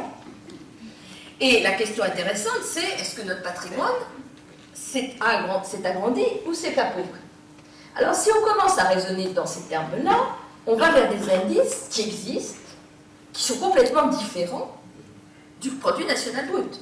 Vous avez l'indice de développement humain, par exemple, qui va prendre en considération le niveau de l'éducation, le niveau de la justice, les services sociaux, l'alphabétisation, le patrimoine naturel, le patrimoine culturel, etc.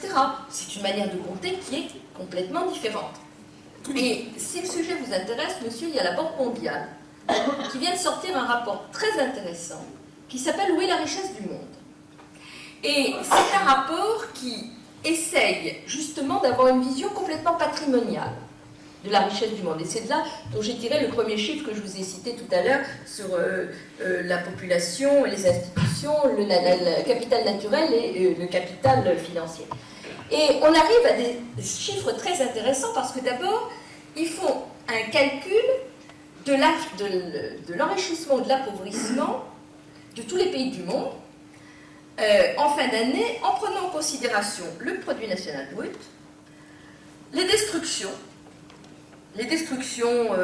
immobilières, les destructions d'espace, les destructions de sol, les émissions de CO2, Tout ça, ça vient en diminution.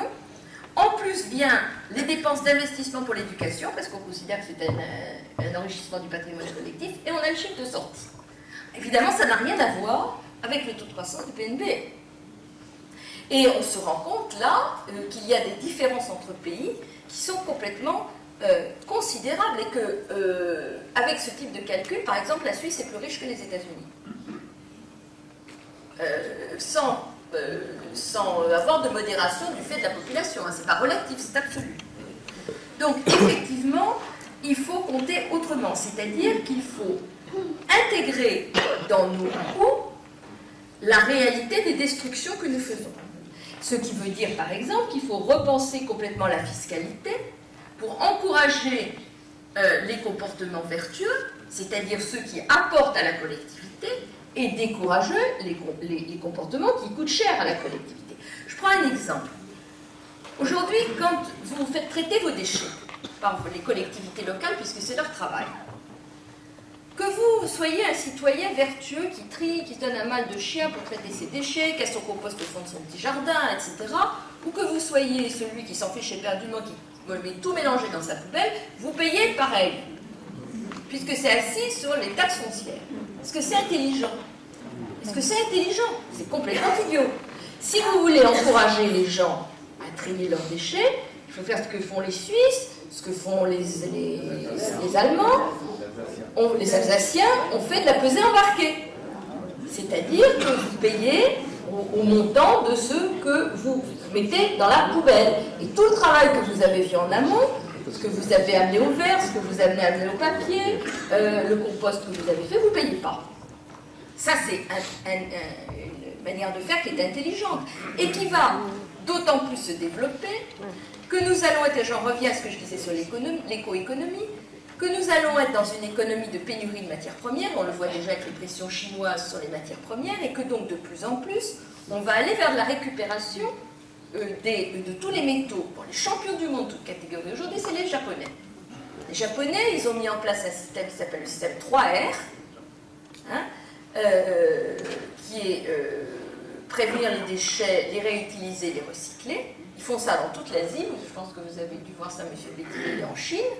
C'est devenu une véritable industrie et ils ont une matière première secondaire de très bonne qualité qui est retravaillée. Voilà encore des nouveaux métiers, hein, au lieu de partir avec les déchets industriels spéciaux dans des sites où on vous prend ça pour 3 ou 4 000 francs la tonne, alors que ça ne sert plus à rien du tout. Donc, tant qu'on n'aura pas un système qui effectivement a une vérité écologique des coûts, vous ne développerez pas ces nouvelles industries, vous ne développerez pas cette nouvelle économie et vous ne marcherez pas dans le bon sens. Merci monsieur de m'avoir permis de compléter mon propos.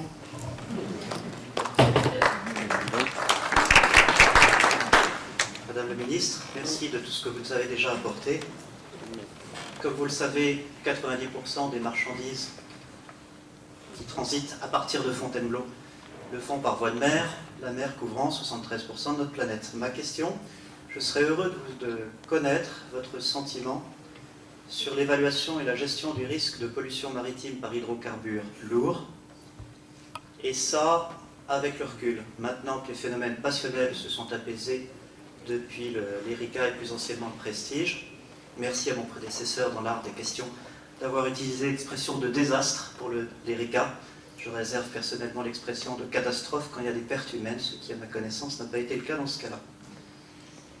Donc votre sentiment, avec responsabilité et rôle des différents acteurs, des affréteurs, des transporteurs, des instances nationales et supranationales, et, vous l'avez dit, des compagnies d'assurance. Merci. Bien, c'est une question, comme vous le savez, qui est chère à mon cœur, puisque j'ai débuté ma vie professionnelle avec mon Cocadiz. J'espère ne pas l'achever avec le Prestige. Donc les problèmes de pollution de mer par hydrocarbures est un sujet que je suis maintenant depuis une petite trentaine d'années, donc je connais un tout petit peu le problème. Pour répondre à votre question, je vous montrerai un tout petit peu en arrière et aux conséquences à mon corps défendant, j'allais dire négative, du succès de la mucocalyse, parce que c'est là que remonte le problème. lorsque nous sommes partis aux États-Unis en 1978 pour les communes bretonnes dans l'affaire de la Moco-Cadiz, nous y sommes allés parce que les Américains n'avaient pas signé la Convention sur la responsabilité civile du fait des pollutions de mer par hydrocarbures, et que cette convention qui existait déjà ne permettait quasiment pas d'obtenir satisfaction en France. Donc, en France ou ailleurs, c'est la convention qui ne permettait pas d'obtenir satisfaction.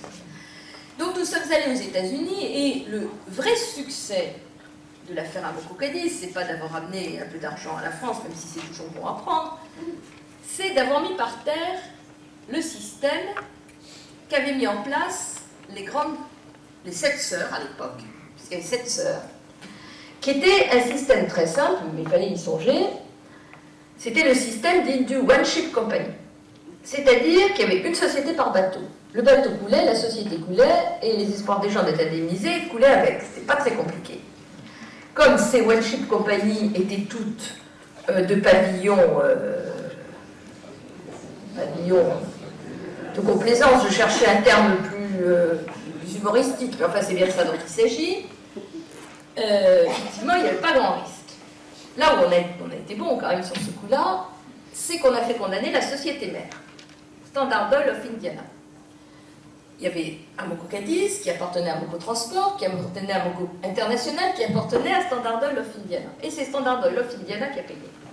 Ce qui veut dire que le système qui avait été mis en place par les sociétés pétrolières était fichu, puisqu'on faisait condamner la mer. C'était plus la peine de faire 42 sociétés en poupée russe. Vous ajoutez à cela que si l'affaire d'Amoco-Cadiz n'a pas été très coûteuse en réalité pour Standard Oil, il n'en a pas été de même de l'Exxon Valdez, qui s'est déroulé à peu près à la même époque, qui a fait l'objet d'une décision par un jury populaire américain, qui lui n'a pas hésité, il n'a pas lésiné. Donc les sociétés pétrolières ont dit, bon ben ça va, on a compris. 1, c'est les maisons mères qui payent. 2, ça peut coûter très cher, on change le système. Et le système a changé en 1992. Je vous raconte ça parce qu'on ne peut pas comprendre ce qui se passe aujourd'hui si on n'a pas compris ça. Alors, comment est-ce que le système a changé en 1992? Très simple. Les sociétés pétrolières ont obtenu des États, moyennant une augmentation de leur contribution au FIPOL.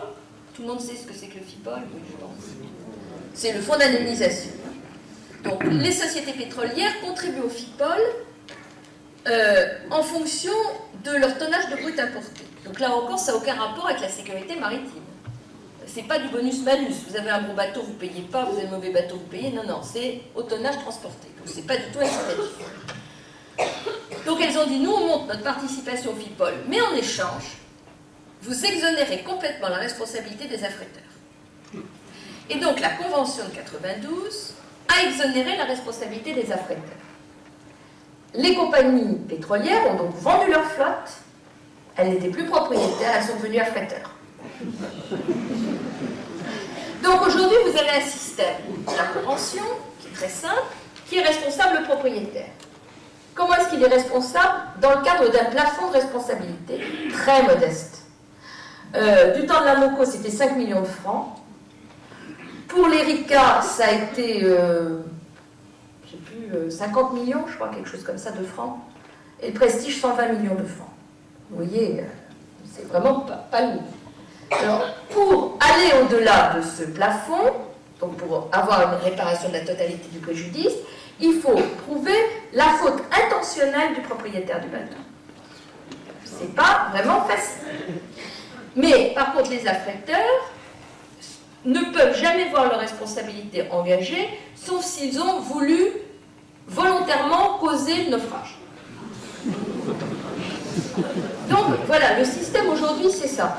Alors, comme par-dessus le marché, les affréteurs étaient la partie forte par rapport aux propriétaires, dont certains étaient des sociétés tout à fait convenables, mais d'autres des sociétés pas fréquentables du tout, parce que tout le monde a été acheter ces bateaux. Hein.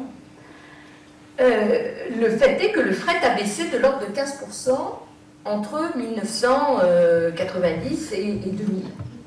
Comment est-ce qu'il a baissé de 15%? Ben, c'est pas difficile, on a fait des économies sur l'entretien des bateaux et sur le paiement des équipages. C'est pas compliqué, il faut bien trouver l'argent quelque part. Donc, c'est pour ça qu'on s'est retrouvé avec les problèmes que l'on a eus dans les Moca et dans le Prestige, qui sont les mêmes types de problèmes. c'est-à-dire des bateaux poubelles, des bateaux en mauvais état, qui ont quand même été affrétés, et affrétés pour la même raison. C'est que dans les deux cas, ce qui était transporté, c'était du fioul lourd. Il faut savoir que quand on parle de fioul lourd, et surtout du fioul lourd numéro 2, et dans le cas de l'Erika, c'était le cas, c'est des fioul très lourds, c'est-à-dire c'est quasiment du goudron. Et ce n'est pas du goudron parce que simplement c'est chauffé au-delà de 55 degrés. Si vous ne chauffez pas votre bateau en permanence à plus de 55 degrés, vous avez du goudron, du bitume. C'est ça qu'on transporte. Donc, c'est des produits dont on ne peut plus rien faire. On en fait du goudron, oui. Ou alors, autrement, on le brûle. Mais en France, on ne brûle pas, ça c'est interdit. Dans les pays convenables, on ne brûle pas ce genre de choses. Donc, ça a une valeur marchande extrêmement faible. Et dans le cas du Prestige, qui est le cas le plus aberrant, on a donc transporté ce fioul lourd depuis Riga, Lituanie, jusqu'à Singapour. Donc vous voyez le transport pour un produit de valeur commerciale proche de zéro. Comment est-ce que c'est possible? C'est-à-dire comment est-ce que la transaction commerciale a un intérêt économique? Pour une raison simple, c'est que le transport ne coûte pas un sou, quasiment pas un sou. Comment est-ce que le transport peut ne rien coûter? Parce que ce sont des bateaux poubelles. Et que par ce marché, on n'internalise pas, on en revient monsieur à la même question, on n'internalise pas le risque environnemental. Parce qu'on sait que personne ne paiera, en définitive. Donc, c'était comme ça jusqu'aux différents paquets Erika. Erika 1, Erika 2, et maintenant, projet d'Erika 3. Alors, on a fait des progrès. On a fait des progrès. Bon, la double coque, on pourrait en discuter. Le progrès, c'est qu'on est obligé de changer le bateau. Donc, on a des bateaux neufs. Ça, c'est un progrès. Que le double coque soit la bonne solution, ça, l'avenir le dira, de ce que j'ai pu en lire, mais encore une fois, je ne suis pas spécialiste, je ne suis pas ingénieur maritime, je ne sais pas, et de ce que j'ai pu lire, ce n'est pas une garantie 100%. Et effectivement, Liev-Olison qui s'est craché, qui était un chimiquier, qui s'est craché en Manche en 2001, c'était un bateau de double coque, qui n'était pas vieux, il s'est quand même craché, cassé en deux. Bon. Donc les spécialistes disent que en fait, les bateaux à double coque ont une usure beaucoup plus rapide, une corrosion beaucoup plus rapide, et qu'en plus, comme son nom l'indique, une double coque, des problèmes de ce que vous mettez entre les deux coques. Voilà. Donc si c'est de l'eau salée, ça corrode, et sinon vous avez des risques d'explosion. Donc vous voyez, double coque, bon. Mais bon, on a des bateaux plus neufs, ça c'est vrai, c'est mieux. On a renforcé les pouvoirs des États du port, on a renforcé les pouvoirs des États du pavillon. Mais reste une question centrale qui n'est pas encore tranchée, c'est la question de la responsabilité. Je dis et je maintiens que tant qu'on aura un régime de responsabilité comme celui-là, c'est-à-dire que tous les acteurs de la chaîne n'auront pas un intérêt financier à faire de la sécurité, on aura des risques d'accident. Le jour où tous les acteurs de la chaîne pourront voir leur responsabilité engagée, devront avoir une assurance pour couvrir cette responsabilité, plus personne ne prendra le risque de faire promener des bateaux comme l'Erika pour transporter un produit qui ne vaut pas un clou. Voilà. Donc, c'est pas très compliqué, mais seulement, pour le moment, ça passe pas. Ça passe pas parce qu'effectivement, le pétrole est un produit hautement stratégique, hein, et que les États, même européens, même collectivement, ont quelques scrupules, je dirais, à heurter de front les sociétés pétrolières, surtout en ce moment. Mais on ne réglera ce problème que comme ça. C'est d'ailleurs ce qu'ont fait les Américains. Le système américain, aujourd'hui, il est très simple. Vous pénétrez dans les eaux américaines.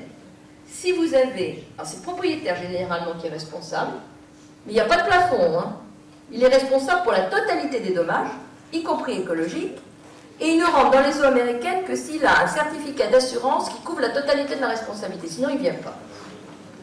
Ils n'ont pas de problème. C'est nous qui en avons, parce que maintenant, les pourris sont venus chez nous. Mais ils n'ont pas de problème. Donc, on sait faire. Le tout, c'est de vouloir le faire. Vous vous êtes déclaré résolument optimiste, Oui. Devant des aménagements et des transformations à réaliser assez rapidement. Mais comment nourrir cet optimisme devant des pesanteurs, des rigidités et des égoïsmes qui n'évoluent pas au même rythme? Je pense en particulier aux États-Unis, que l'on qualifie comme les premiers pollueurs de la planète, qui, après avoir récusé Kyoto, ont demandé à pouvoir racheter le droit à polluer de ceux qui ne polluent pas comme eux. Et puis, je pense aussi à ce que vous avez en France, à ce que vous avez écrit dans votre ouvrage « On ne peut rien faire, Madame le Ministre ». Oui, je ne crois pas que c'est beaucoup changé depuis 10 ans, hein. Ça c'est vrai. Non. Mais je ne veux pas faire polémique. Je suis optimiste, pourquoi? Parce que, je vais vous dire, je me suis posé à moi-même une question simple. Il y a de cela un certain nombre d'années. Je me suis dit, voilà, j'ai connaissance d'un certain nombre de sujets qui me paraissent quand même d'intérêt général et de devoir être dit aux gens. C'est les raisons pour lesquelles je fais des conférences comme celle de ce soir. Est-ce que j'ai vraiment le droit de dire ça s'il n'y a pas de solution? Autrement dit, à quoi bon faire peur aux gens, parce que c'est quand même quelque chose de pas vraiment agréable, ce discours-là, si on n'est pas capable, dans le même temps, de dire qu'il y a des solutions. Et je me suis vraiment honnêtement posé la question de savoir s'il y en avait. Et je vous assure, je me trompe peut-être, et je ne prétends pas être infaillible, loin de là, que si j'avais pensé que c'était fichu, je ne ferais pas ce que je fais. Parce que je penserais qu'il vaut mieux laisser les gens aller tranquillement, et puis il se passera ce qui se passera. C'est précisément parce que je pense que nous pouvons faire des choses, que ce n'est pas fichu du tout, que je suis optimiste, et que je vous tiens le discours que je tiens. Ça ne veut pas dire que je ne suis pas consciente de l'énormité du travail à accomplir et de la difficulté de la tâche. Alors, je répondrai sur les deux points. Sur les États-Unis. D'abord, je crois qu'il faut bien distinguer les États-Unis et la politique de M. Bush. Ce n'est pas tout à fait la même chose. Les États-Unis, c'est quand même 350 millions de personnes, c'est 52 États. C'est pas M. Bush tout seul. Alors, M. Bush, on en pense tous probablement à peu près la même chose, moi sur ce sujet-là, et par conséquent, c'est lamentable. Il n'y a pas d'autre terme que ça, c'est lamentable ce qu'il a fait. C'est lamentable parce que, d'abord, il ne prend pas ses propres responsabilités, et c'est lamentable en matière d'exemple. Parce qu'on ne voit pas comment on peut dire à des gens qui sont des gens en développement, il faut faire un effort quand ceux qui sont les plus puissants et les plus riches de la Terre ne veulent pas le faire. C'est invendable, c'est impossible. Donc c'est deux raisons pour lesquelles c'est inqualifiable. Ceci étant, sur ce qui se passe aux États-Unis, je crois qu'il faut être beaucoup plus nuancé. Beaucoup plus nuancé. D'abord, quand vous regardez les législations et les réglementations des différents États américains, vous vous rendez compte qu'il y a une quinzaine d'États, sur la côte Est comme sur la côte Ouest, qui ont des réglementations qui sont à peu près comparables à celles de l'Europe. À peu près comparables. Deuxièmement, en termes d'investissement, je parlais tout à l'heure d'écotechnologie, en termes d'investissement sur des matériaux économisateurs d'énergie, sur des énergies nouvelles, par exemple, les voitures hybrides. Au départ, c'est parti du Japon. Maintenant, les Américains s'y mettent. Les sommes qui sont investies en matière technologique n'ont rien à voir avec l'effort qui est consenti en Europe sur ce sujet. Et ma crainte, voyez-vous, c'est que dans quelques années, après avoir freiné de tout leur faire, pour nous faire prendre du retard, les Américains, au contraire, accélèrent le jour où ils auront des technologies qui vaudront largement les nôtres. Parce que derrière tout cela, il faut bien comprendre qu'il y a une guerre économique sur ces nouveaux marchés. Et c'est pour ça que c'est tellement important que nous, les Français, nous, les Européens, on soit les meilleurs, les leaders, les premiers sur tous ces marchés nouveaux dont on sait évidemment qu'ils vont se développer. Donc, vous voyez, je serai plus nuancée sur les États-Unis. Alors, sur les pesanteurs françaises, j'aime pas relire ce que j'ai écrit, donc j'ai pas relu récemment mon bouquin, mais je sais à peu près ce que j'ai mis dedans. J'ai lu celui de M. Maire, ex-ministre des Finances, qui est sorti l'année dernière. J'ai retrouvé à peu près la même chose. Ça m'a fait plaisir parce que je me suis dit, c'est un ministre des Finances, de l'économie qui est le premier en termes de pouvoir dans un État, dit à peu près la même chose que le petit ministre de l'Environnement a pu dire. Ça m'a réconforté, si vous voulez, quelque part. Mais d'un autre côté, ça ne m'a pas réconforté du tout, parce que je me suis dit, c'est vraiment partout pareil. Et oui, je crois qu'on a un problème de réforme de l'État qui est un véritable serpent de mer, mais là aussi, je ne vais pas rentrer dans les détails parce qu'il est déjà 10 heures et que je pense qu'il y a d'autres questions, mais la réforme de l'État, elle est possible. Mais elle est possible à deux conditions. La première, c'est que tout le monde soit réformé. Je veux dire par là que ce soit une réforme qui concerne tous les niveaux de la fonction publique, et pas seulement certains d'entre eux. La seconde, c'est que l'on ait une conception complètement différente de la construction gouvernementale. On a une construction gouvernementale qui est aujourd'hui héritée de Louis XIV. Louis XIV, il avait 4 ministres. Il avait la guerre, il avait l'industrie, il avait les finances, et il avait tout ce qui était l'équipement, grosso modo, les bâtiments. Et puis peut-être l'agriculture, je ne suis même pas sûre. Ensuite, au cours du XVIIIe et du XIXe siècle, à cette construction initiale, est venu s'ajouter un certain nombre de ministères techniques. Il y a la justice aussi, garde des Sceaux. Est venu s'ajouter un certain nombre de ministères dits techniques qui ont correspondu aux besoins de la société au fur et à mesure du temps. Vous avez eu l'équipement, vous avez les transports, vous avez eu les affaires sociales, vous avez eu ensuite la santé, l'environnement, etc. Et donc aujourd'hui, on a une construction gouvernementale qui est totalement sectorielle. Et qui plus est, et c'est peut-être encore plus gênant, est quelque part le représentant au sein de l'État d'intérêts catégoriels. Moi, je l'ai bien vu fonctionner, et ça n'a pas changé. Le ministère de l'Agriculture, c'est celui des agriculteurs, de l'environnement, des associations de défense de l'environnement, des transports, des transporteurs, de l'industrie, des entrepreneurs, etc. Et ça a une double conséquence. D'abord, ça veut dire que la définition d'intérêt général est très difficile dans ce système-là. Et la seconde, c'est que ça coupe court à toute possibilité de travail direct avec la société civile, puisqu'elle est censée être représentée par les ministères, qui sont censés la représenter. Donc, il y aura le lobby qui sera efficace, des camionneurs qui sera efficacement fait au sein du gouvernement par le ministère des Transports, et ainsi de suite. Si on ne casse pas ça, on ne réformera jamais l'État. Donc je pense qu'il faut casser complètement cette organisation, qui est très très ancienne, et passer à une organisation en termes de mission. Il y a des grandes missions de l'État. Vous avez une mission de développement, vous avez une mission patrimoniale, vous avez une mission de sécurité, vous avez quelques grandes missions de l'État. Et il faut reconstruire le gouvernement avec un petit nombre de ministres, au sein avec ces grandes missions, et à ce moment-là, vous pourrez faire de la réforme de l'État. C'est-à-dire que vous pourrez réaffecter des fonctionnaires à des missions, et vous rendrez impossible la comparaison, qui tue le système, du nombre de fonctionnaires dans une administration d'une année sur l'autre. Le bon ministre étant celui qui augmente son capital. Capital de personnel, j'entends. Parce que capital personnel. Capital de personnel dans le ministère. La preuve en est, par exemple, que le ministère de l'Agriculture, qui a vu perdre je ne sais pas combien d'agriculteurs depuis plusieurs années, a vu le personnel du ministère de l'Agriculture croître de 3%. Franchement, c'est pas très raisonnable. Bon, donc, on ne peut arriver à changer cela qu'à partir du moment où on construit autrement. Et là, vous pourrez effectivement réaffecter les fonctionnaires là où on a dans des tâches où on en a vraiment besoin. Il y a des endroits où il y a une pauvreté criante de la fonction publique. Je pense aux hôpitaux, je pense à la justice, je pense, bon, c'est pas le palais de la justice, mais outre c'est aussi la crise de la pauvreté de la justice en France. La justice en France, c'est 1% du budget de l'État. Et là-dedans, vous avez la moitié pour les prisons. On est le 23e État de l'Union en termes de moyens donnés à la justice en France. Donc il faut avoir ça présent aussi à l'esprit quand on réfléchit à ces problèmes. Voilà, mais j'ai été trop longue dans ma réponse.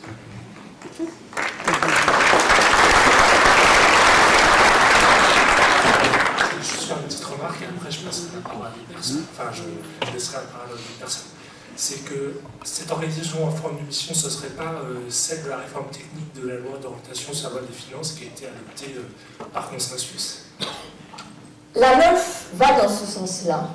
Mais si vous avez mis votre nez dedans, vous avez pu remarquer qu'il y a un nombre très très important de missions. Et vous avez des pans entiers qui ne sont pas sous forme de missions, et donc on ne sait pas très bien où. Mais c'est vrai que ce que je propose va dans le sens de cette construction-là. Simplement, on a la LOLF et on n'a pas de réorganisation des services de l'État en contrepartie. En revanche, on a par exemple des agences, je pense à l'AFSET, je pense à l'AFSA, toutes ces agences-là, qui coiffent des missions transversales, qu'on a été obligé de créer parce que précisément, il y avait de telles querelles de pouvoir entre les différentes administrations chargées de gérer le problème, qu'on a été obligé de créer un organisme transversal, parce que sinon les gens passaient leur temps à régler leurs problèmes entre eux et ne réglaient pas le problème qui était à régler. Mais le problème, c'est qu'on a maintenu dans les ministères les gens qui s'occupaient du sujet. Donc vous avez aujourd'hui les fonctionnaires qui sont à l'AFSA, il y a quand même 600 personnes ou un truc comme ça, et puis vous avez toujours au ministère de la Santé, au ministère de l'Agriculture, au ministère de l'Environnement, il y a peut-être un petit pied là-dedans, des gens qui gèrent les questions qui sont gérées par l'AFSA. Ça, c'est pas possible. Il faut arrêter avec ça. Parce que d'abord, ça nous coûte collectivement affreusement cher, ça ne garantit pas la bonne qualité de la décision, et en plus, ça dilue les responsabilités. Donc, on perd sur toute la ligne. Je veux dire que nous, le citoyen, on perd sur toute la ligne dans cette affaire. Voilà. Donc, je crois qu'il faut avoir une autre vision de la construction de l'administration. Dans le même esprit, pour adapter nos institutions représentatives, ne pourrait-on pas supprimer des institutions qui ne servent pas à grand-chose actuellement, je pense au Sénat, la deuxième chambre, au Conseil économique et social, pour mettre à leur place, éventuellement en utilisant, je pense au Conseil économique et social, certains parce qu'il y a des gens de qualité là-dedans, les utiliser pour faire une sorte, de même dans les sociétés anonymes, les directoires peuvent être surveillés par des conseils de surveillance. On crée une instance qui aurait pour mission de penser au futur, puisque les élus à court terme, les gouvernants, comme vous l'avez expliqué, pensent à l'élection, donc sont élus par le court terme. Donc une instance qui réunirait des gens ayant pour vocation de penser au long terme. Donc un conseil de surveillance, assurance long terme. Alors, bon, le Sénat, il y aurait effectivement beaucoup de choses à dire dessus. Ceci dit, passer à un monocaméralisme, c'est-à-dire une seule chambre, quand on a vu fonctionner l'institution parlementaire, d'avoir deux chambres, c'est quand même assez intéressant, parce que ça vous permet quand même une meilleure élaboration de la loi. Donc moi, je ne suis pas pour une chambre, mais je pense par contre qu'il faudrait revoir la proposition du Sénat. Ça, c'est une autre histoire. Sur le Conseil économique et social, je suis 100% d'accord avec vous. J'ai fait un petit papier dans La Croix il y a environ 1 mois et demi sur ce sujet, précisément, en disant que, quitte à revoir la Constitution, et moi je pense qu'il faut la revoir profondément, il fallait repenser complètement le rôle du Conseil économique et social.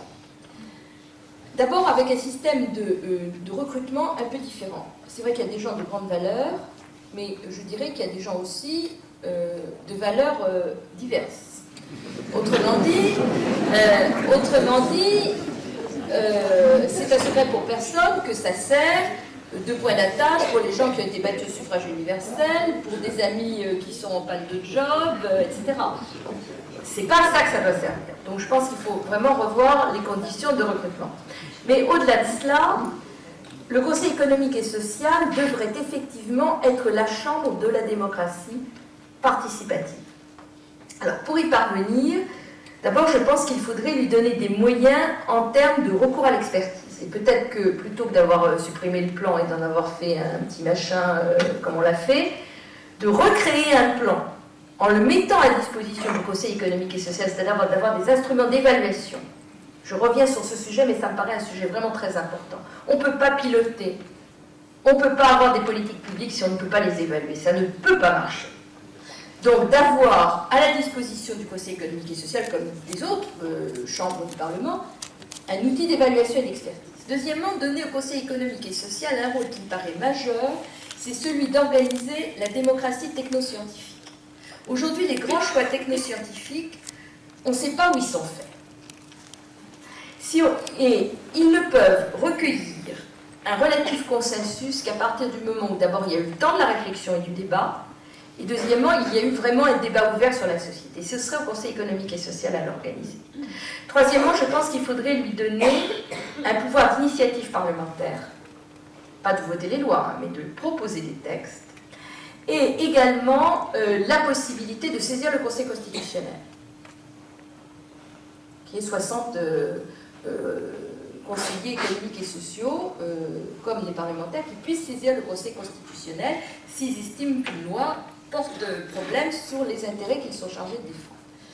Au-delà de cela, je joins ça à une autre question qui me paraît très importante et qui n'est aujourd'hui pas du tout constitutionnalisée, c'est la question de la presse.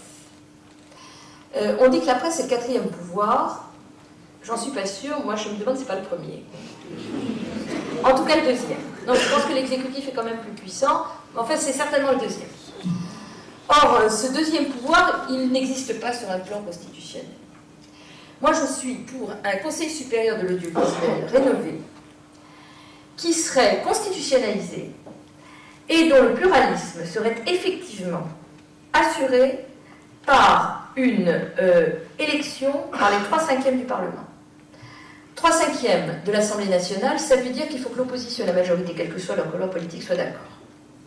Autrement dit, ça garantit des gens qui sont au-dessus des questions partisanes, qui sont des gens compétents, et qui peuvent assurer un véritable pluralisme. Parce que la question du pluralisme politique est une question majeure. Quand on voit l'importance que la presse a, notamment la presse audiovisuelle, dans la formation des opinions publiques, dans la manière dont Tartampion ou Tartampionne est poussé au niveau médiatique, c'est très... Non, mais c'est vrai, c'est très important. C'est très important que vous ayez un organe régulateur qui assure effectivement le pluralisme dans l'expression politique. Et je dirais que c'est d'autant plus important qu'on a une presse écrite qui est une presse malade, qui souffre beaucoup aujourd'hui, qui est très regroupée. Vous avez quand même peu de groupes indépendants aujourd'hui, où les intérêts économiques sont très puissants, et pour les autres, ils sont très dépendants de leurs annonceurs. Si à côté de ça, vous n'avez pas un organe qui est extrêmement vigilant, avec toute l'indépendance qu'il doit avoir sur le respect du pluralisme, alors la démocratie est franchement en péril.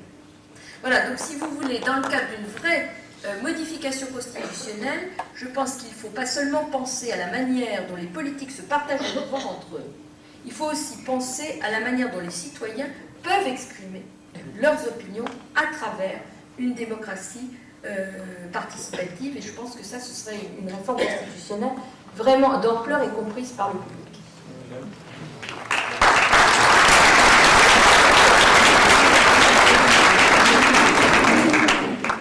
Bonsoir, je vous poserai 2 questions qui paraissent plus simples, mais sans doute très compliquées dans la réponse que vous allez en donner. Je suis là. Je vois pas. Là. D'accord, merci. Quelle est votre opinion sur la vérité économique et écologique de l'énergie nucléaire, qui est un choix français qui s'exporte malheureusement?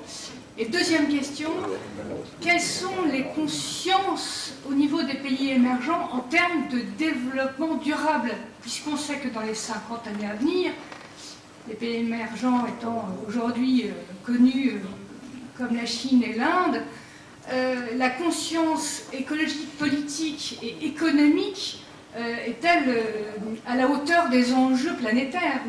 Qu'est-ce que vous en savez?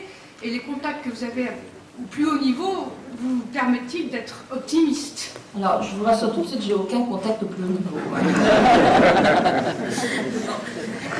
Alors, sur l'énergie nucléaire, je ne suis pas encore atouée, je suis une grande bavarde, donc quand on me lance sur des sujets que j'aime, je suis capable d'en parler très très longtemps. Bon, moi, sur le nucléaire, j'ai une position très nuancée. J'ai une position très nuancée parce que d'abord, je crois qu'il faut être réaliste. La France a fait un choix spécifique. Il a été fait en 73, il est ce qu'il est. On peut être pour, on peut être contre, de toute façon, on ne réécrit pas l'histoire. C'est comme ça. Nous avons aujourd'hui 80% de notre électricité qui est d'origine nucléaire et nous avons aujourd'hui des problèmes de déchets à régler. Ça, c'était incontournable. Alors, le nucléaire, effectivement, a un avantage en termes d'émissions de gaz à effet de serre, c'est vrai, c'est une réalité. Ceci dit, il a d'autres inconvénients. Alors, pour essayer de voir de la manière la plus objective que possible le problème, je dirais que pour moi, il y a trois objectifs. Le premier, il ne faut pas que le nucléaire tue les industries des énergies renouvelables, ce qu'il est en train de faire. Et le retard que nous accusons en termes industriels, je ne parle pas en termes environnementaux, je parle en termes industriels, sur le solaire, sur l'éolien. Parce qu'aujourd'hui, construire une éolienne en France, vous savez, c'est comme construire une centrale nucléaire, hein, c'est terrifiant. Bon. Sur la géothermie, qui est très peu utilisée, le photovoltaïque, dont on ne veut pas entendre parler. Nous faut prendre un retard en termes industriels absolument colossal, ce qui fait que même, parce qu'on est bien obligé de faire des efforts, quand aujourd'hui, à juste titre, on donne des incitations fiscales aux gens pour mettre des chauffe-eau solaires, par exemple, ça ne bénéficie pas à l'industrie française. Pourquoi? Parce que comme l'industrie française a été découragée pendant des décennies d'aller dans ce secteur-là, les quelques rares entreprises françaises qui existent, elles vendent à l'exportation. Elles ne sont pas du tout sur le marché intérieur. Et vous ne pouvez pas demander à une entreprise de faire un virage à 180 degrés en l'espace de 6 mois parce que le gouvernement a changé d'avis. Bon. Les politiques industrielles se construisent sur une certaine durée. Si vous n'avez pas de visibilité en matière industrielle, vous ne pouvez pas investir, vous ne pouvez pas travailler. Ça ne peut pas marcher. Donc on a aujourd'hui un retard absolument fou. Et quand on voit par exemple que l'éolien, qui a été très soutenu financièrement en Allemagne, qui a été largement subventionné, les Allemands considèrent que dans 2 ans, ce ne sera plus la peine de le subventionner et qui vont subventionner le solaire, ça veut dire que les entreprises allemandes qui sont déjà leaders aujourd'hui dans l'éolien, demain elles vont être leaders dans le solaire et ainsi de suite. Et nous on a le nucléaire. C'est bien, c'est pas bien, j'en sais rien, mais en tout cas on n'a pas le reste. Or c'est le reste, le nucléaire il ne va jamais faire le monde entier, hein, et heureusement quelque part.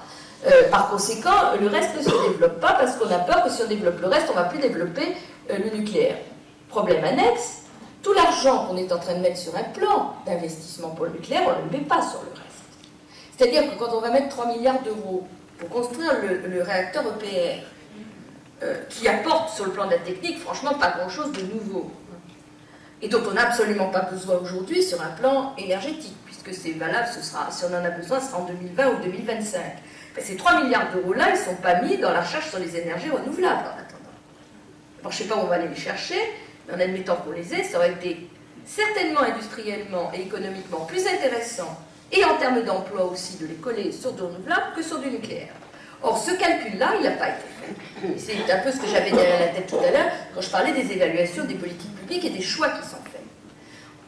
Aujourd'hui, on ne justifie pas, si ce n'est par la raison d'État, le nucléaire, on ne le justifie pas sur un plan économique, on ne le justifie pas sur un plan financier de comparaison avec les autres énergies. Le CO2, c'est très important, mais les énergies renouvelables, elles ne font pas de CO2 non plus. Donc on a besoin de véritables politiques d'évaluation financière, on ne les a pas. Et dans le coût du nucléaire, on n'intègre pas le coût de démantèlement et le coût de ce que l'on appelle l'aval du cycle, c'est-à-dire une fois passé le retraitement. Donc, si vous incluez ça avec un taux d'actualisation convenable, c'est-à-dire à 4% et non pas à 8%, ben vous allez avoir un prix du kilowattheure qui ne va pas être le même. Donc, je crois qu'on a besoin d'un peu de vérité écologique des prix, ou de vérité économique des prix, tout simplement, qu'on n'a pas aujourd'hui en France dans ce domaine-là. Et ça, je dirais que c'est extrêmement, à mes yeux, extrêmement gênant. Bon, peut-être une dernière question, si vous voulez, sinon je proposerais peut-être d'inviter encore... Excusez-moi, vous n'avez pas répondu sur l'avenir des pays émergents. Ah pardon, excusez-moi, vous avez raison. Je savais qu'il y avait une deuxième question, mais c'est pas que je ne voulais pas répondre, c'est que j'avais oublié ce que c'était.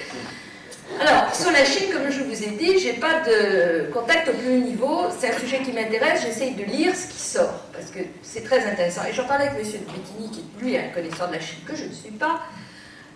C'est très difficile de se faire une idée parce qu'on lit des choses très divergentes, et je pense que tout est vrai, parce que c'est un si grand pays que tout peut être vrai.